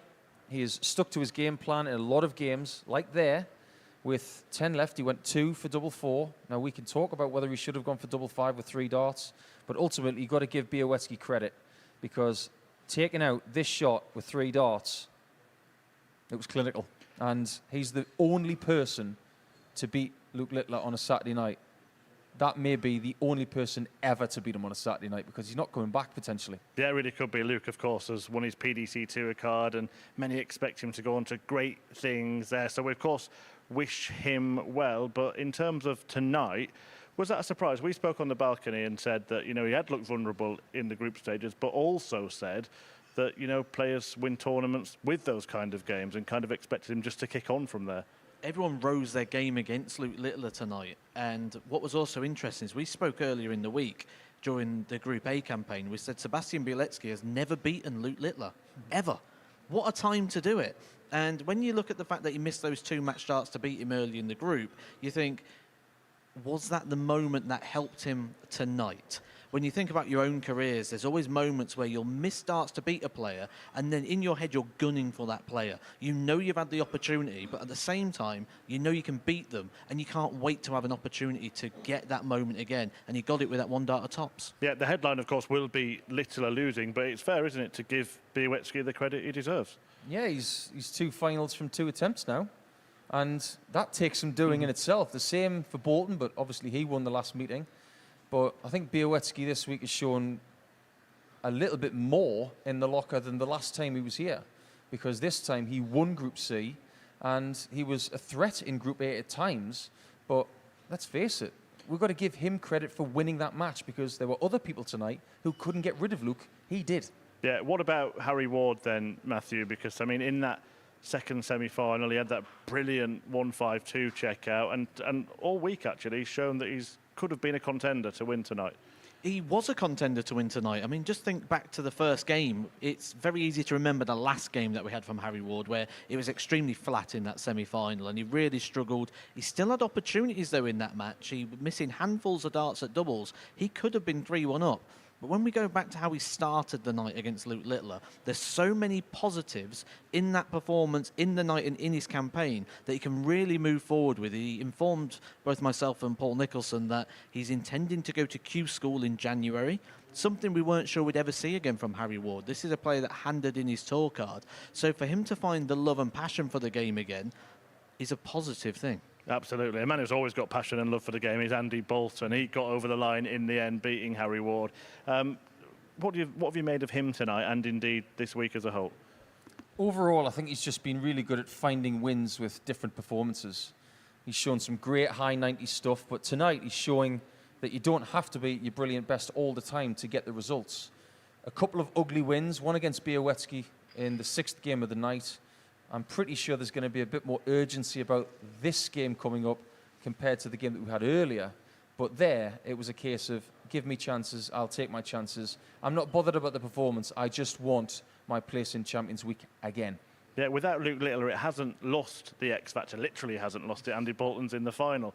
But this was a really good final last time they played, and no player would look out a place in Champions Week. Absolutely not. I wouldn't be surprised to see either player win this one. At the start of the week, you'd probably say they're both live contenders. The only reason we probably didn't egg it up so much is because of the Luke Littler factor. That's now gone, and I think we've got a completely 50-50 match here in the final. Absolutely. Well, that's what they are trying to do, get through to Champions Week. And here in Series 5 are all the winners that have made it so far. So starting with Matt Clark way back in week 1, then that record-breaking week for Daryl Pilgrim, a bit of an international flavour as well. Chris Quantock, what leaps out for you? Of course, we've got the former champion Conan Whitehead as well. Yeah, now that Luke Littler's not there, Daryl Pilgrim is undoubtedly the favourite, because of the way he played in week 2 and the way he's continued to play since then. But now we look towards the experienced players like Matt Clark, like Pilgrim, like Conan Whitehead, who has won a series before. He's the only other person apart from Luke Littler who's done it, and Raymond Smith, of course. I'm not forgetting about you, Raymond. But he's not there. Conan is there. He's already said he's going to win Series 5. He might be right. Well, we're all talking about Littler winning 3 on a spin, but it could be 2-2 between two players, couldn't it? And Luke Littler picked up on that as well. He mentioned in his interview that he wanted to try and stop Conan from doing so, but he's got an ally in there in Darryl Pilgrim, like Paul Nicholson says. I, too, think Darryl Pilgrim at the moment is the standout act in that lineup. I think at the moment, the way he's playing, not just here, but outside of here as well on the Challenge Tour, I think he's probably head and shoulders above in that group at the moment. Well, it will be Białecki or Bolton from this week who join that Champions Week field. But who might join them from next week? Well, here are the 12 players in the lineup. Who are you expecting to be the main contenders? I think you've got to look at Cam Crabtree, the way he's playing on the Challenge Tour at the minute. He's got a really good ceiling of performance. He's played brilliantly here before. Adam Mould, he was the first winner here this calendar year, wasn't he? It's been a long time since that happened. But you've got to look at his experience of playing well here. I think Tommy Morris was very impressive when he made his debut here. It was almost an unexpected debut, but then when he came back the following week to play a full week, he made a name for himself. But look at the names like Victor Tingström and Dmitry Zhukov and others like that. You might not know a great deal about them, but my sources in Scandinavia tell me a lot about Victor.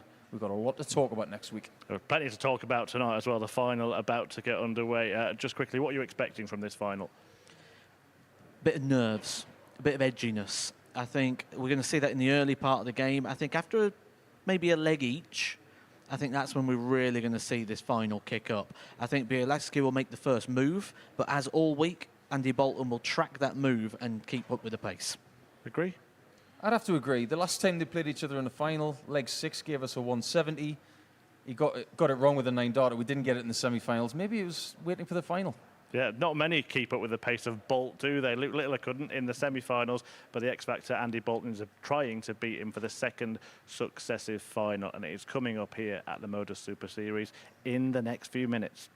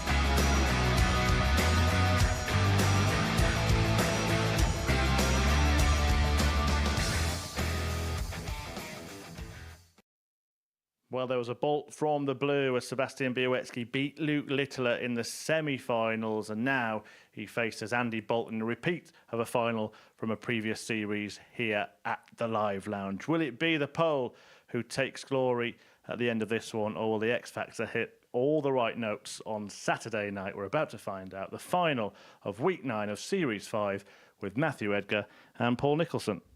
Looking forward to this one, Murph.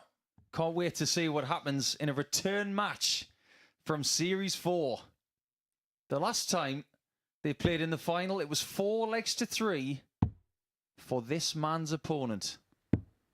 It was Andy's turn to get to Champions Week. Is it his turn again? The 50-year-old has had a very good 2023 season. He's been playing a lot of darts on a lot of different tours. First leg, Sebastian to throw. Same could be said about his opponent, who's been on the Challenge Tour, the Development Tour, and the PDC. But it's all about the MODUS Super Series and what they do now.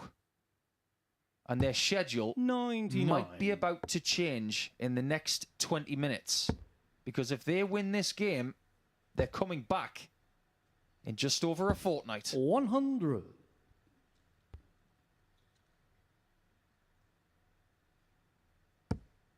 He said we haven't mentioned the money too much tonight. Do you think it's maybe time we talk about the £5,000 as well that is on the line here? That is the same as 2 Challenge Tour titles. It begs the question, doesn't it? Someone like Andy Bolton, if you look at his Challenge Tour Order of Merit, and I don't mean to go off topic, but if you were to offer him £5,000 right now on his Challenge Tour Order of Merit, or £5,000 here for a place in Champions Week, I think he would take the £5,000 here. 137. Because I think he genuinely believes he's going to make the World Championship through the Pro Tour Order of Merit anyway. 134.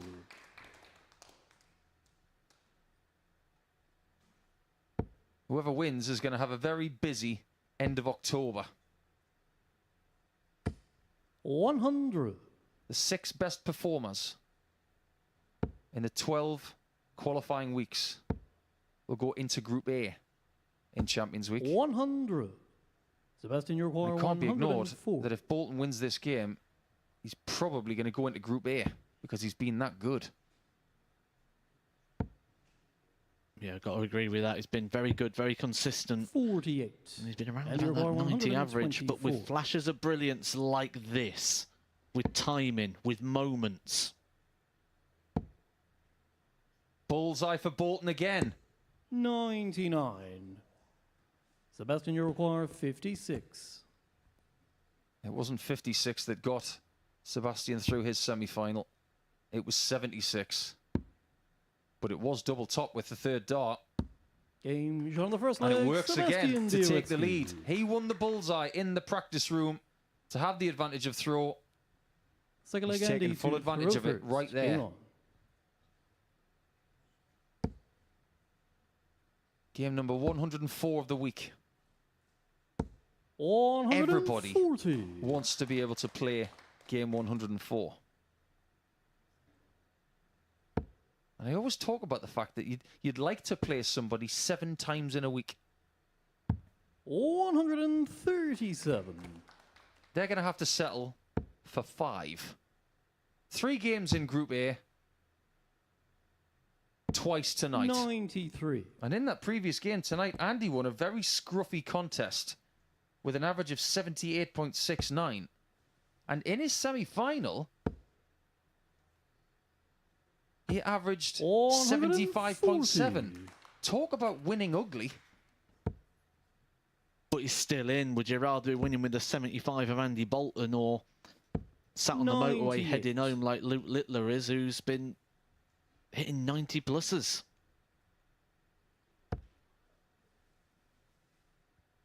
That's the point I was trying to make a little bit earlier. 100. Sometimes the stats just tell you 170.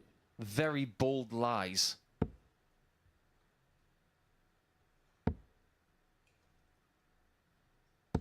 What's the score? Sebastian, you require 124. This time it's Białecki for 124.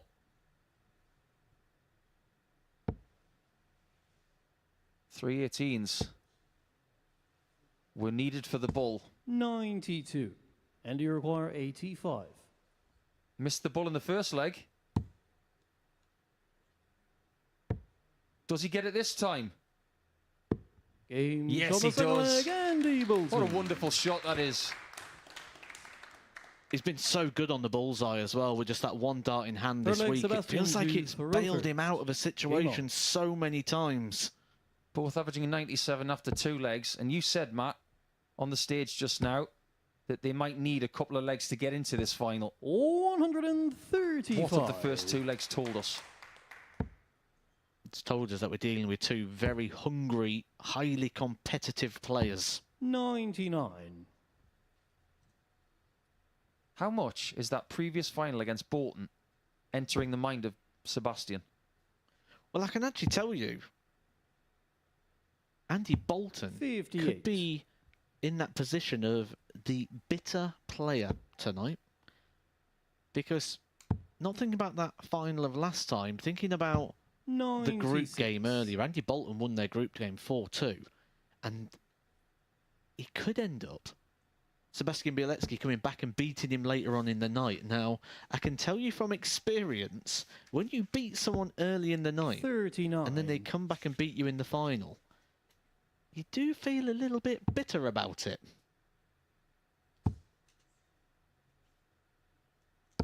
$136. Might not have to deal with that emotion if he carries on throwing darts like this. Andy Bolton leaves 170. We've just said how good he is on the bullseye at the minute. But he does need a couple of treble 20s to get him there.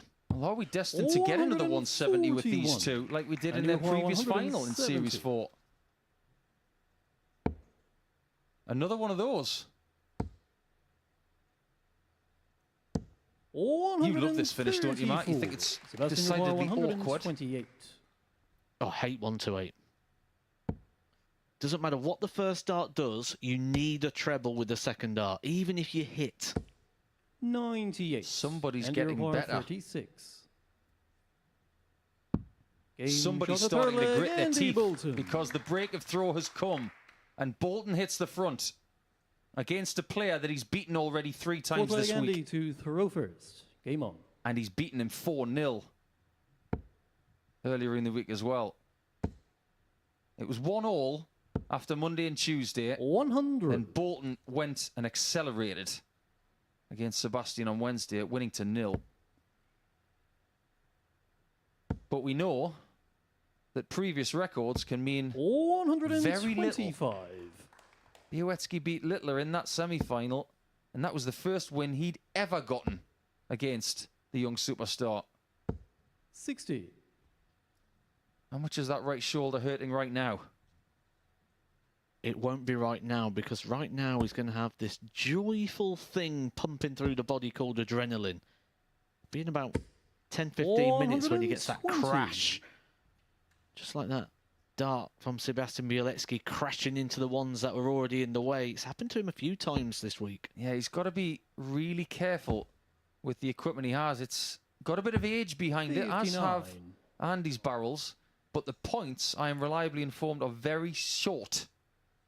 Just speaking to one of our referees this week, they were remarking how short these points are. 140. He does run the risk sometimes of not penetrating the sisal with enough point.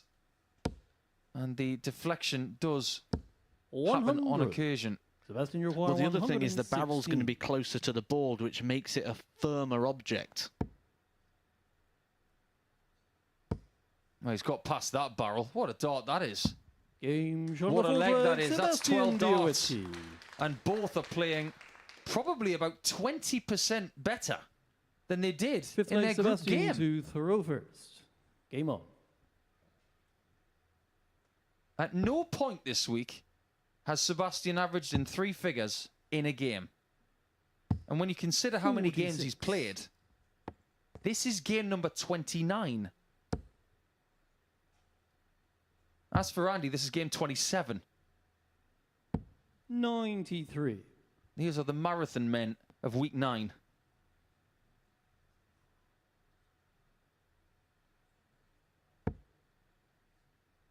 Judging by what we've seen here tonight, the close nature of the week. 123. The previous final they had, everything points to 4-3.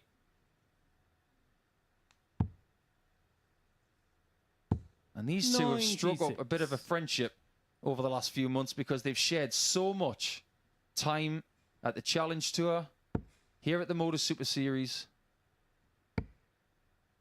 Sometimes you come across these players, don't you, that 30. Part of your story is written with a player. With me, it was always Robert Thornton. Yeah, you just sort of gravitate to people, don't you? And the other thing as well, if you're playing in certain rooms or the same sort of environment with people and they're equally as good as you, you're going to run into them all the time because you're always going to be around to the latter stages. Well, with you, it was Darius Labanauskas, wasn't it? Oh, we don't say that name anymore. That name is banned. He might be here next year. We'll have to put you in the same group as him. Yeah, let's have 5 more cracks at him. 100. Sebastian, got to beat him eventually. 164. That's probably what Sebastian's thinking right now. Got to beat Andy. Treble 20 till he double 16. 92. Are we going to see another huge finish in this match? We've seen so many this week. This would be the best of the bunch. 93. Both on 2 darters. One is easier than the other. But someone is at the oche first with the slightly harder shot.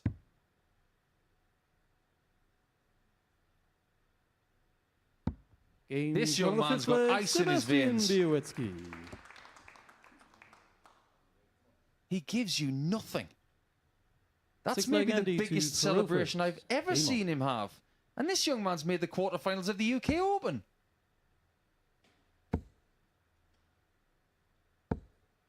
He's the kind of young man that when he gets exactly what he wants for Christmas under the tree, he'll just nod.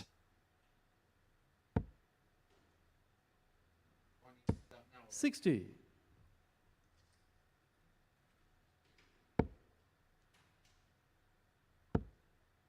Does he have one more leg in him?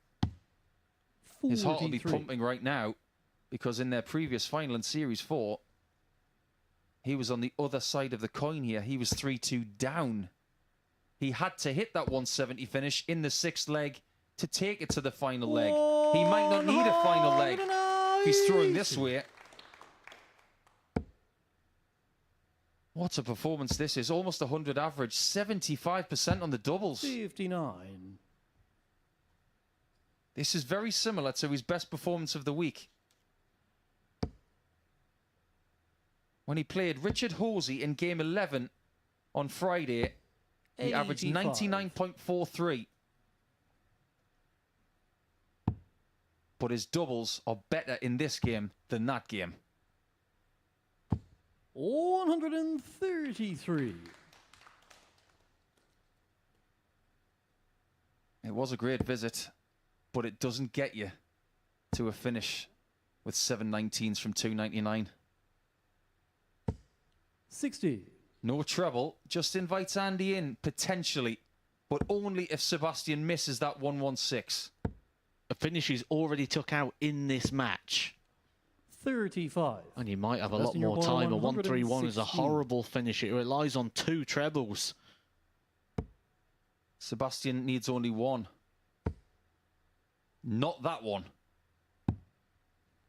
56. 2 small trebles. And he still gets to a 2-darter. You said this is a horrible out. I couldn't agree more. It might be 2 trebles, or is it 2 doubles? Needs to be 3 perfect darts regardless, and it's not going to be. So all our eyes and attention move to Bieletsky, 99. who should be getting 2 darts and what you consider to be his favourite double. Let's see what he thinks of it.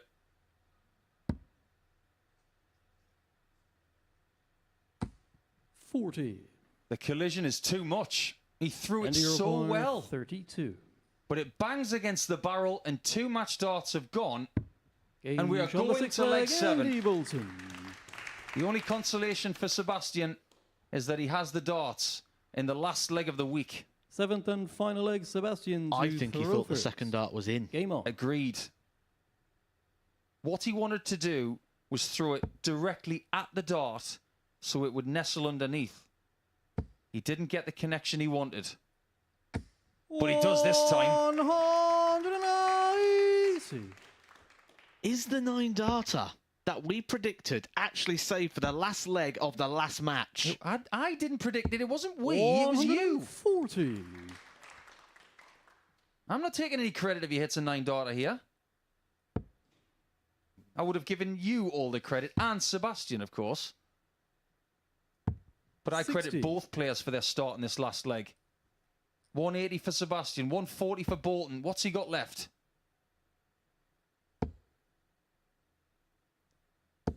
This is a situation that have practiced in their head all week.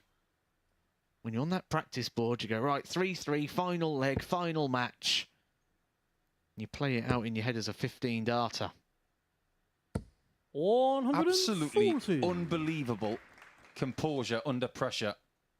from these two incredible dart players. Both lead 1-2-1 after 9. Sebastian Ruhr, 121. This man gets the first crack at it. He's missed 2 match darts already. He should get another. It's at the bullseye. 96.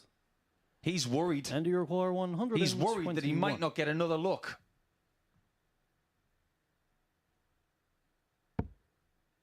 51. No bullseye shot. And now Sebastian has a very important decision to make, because all week long, double 8 has caused him problems. 85. Does he go back to it? Sebastian Ruhr, or does he change the plan?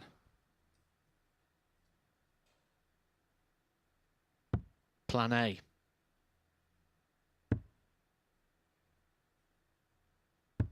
He makes Champions Week. And the match, and in the it is MODUS Super redemption Series, for the Week Pole, 9 champion, who gets Sebastian his revenge for his Białecki. 4-3 loss to Bolton in Series 4. It's so near and yet so far for Andy Bolton. He will not come back in 3 weeks' time. You can see there's so much respect between these two. But Bolt will be back, and he will be the first Pole to make Champions Week here at the MODUS Super Series. That performance in the final was exemplary. He had multiple match starts to get it done. He needed them all, but Bolton didn't get a match shot in the end, and he was very close to getting one in the last leg, but just couldn't find an approach to the bullseye. But ultimately, it's great news for Poland, because Sebastian Białecki is going to be back at the end of the month to try and get a series title after his first weekly title here in Portsmouth. Thank you very much, Paul. Yeah, Sebastian, congratulations. How are you feeling right now? I don't know what I can say. Just brilliant for me. I don't know yet. What a night it's been, because not only have you beaten Andy Bolton in the final, but before that you beat Luke Littler as well. What was that experience like, playing him on this stage? I don't know. I mean, you did well. Yeah, very good. Yeah, I did well, but I don't know it. Did you get the feeling that last time when you lost to Andy Bolton 4-3 that you might get this final again? Yeah, just too much win in this match, and I just done it, and I'm very happy. So. You've done some really good stuff in your career, development tour, the UK Open quarter-final. But how big is it for you to come here and win a title with 12 really good players in a week? For me, it's maybe the best winner in tournament, and for me it's great chance and a lot of experience for me. And so for me, winner, it's great. And you've got to come back, Champions Week. How are you feeling about that? I don't know. It's my first time, so I just want to play, and we will see what happens there. We look forward to it. Congratulations on winning Thank you. tonight. One more thing for you to do. I'm going to take the microphone and we're going to swap it for a trophy. Time for you to lift that. The winner of Week 9, Sebastian Białecki.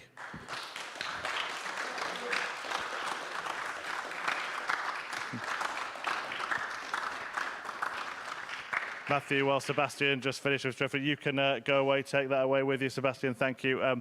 Yeah, Matthew, what a winner. What a night to win. Oh, when you look at the ingredients that we had, we picked out 2 players pretty much all week. We've kind of overlooked Sebastian a little bit, and he's proved us wrong.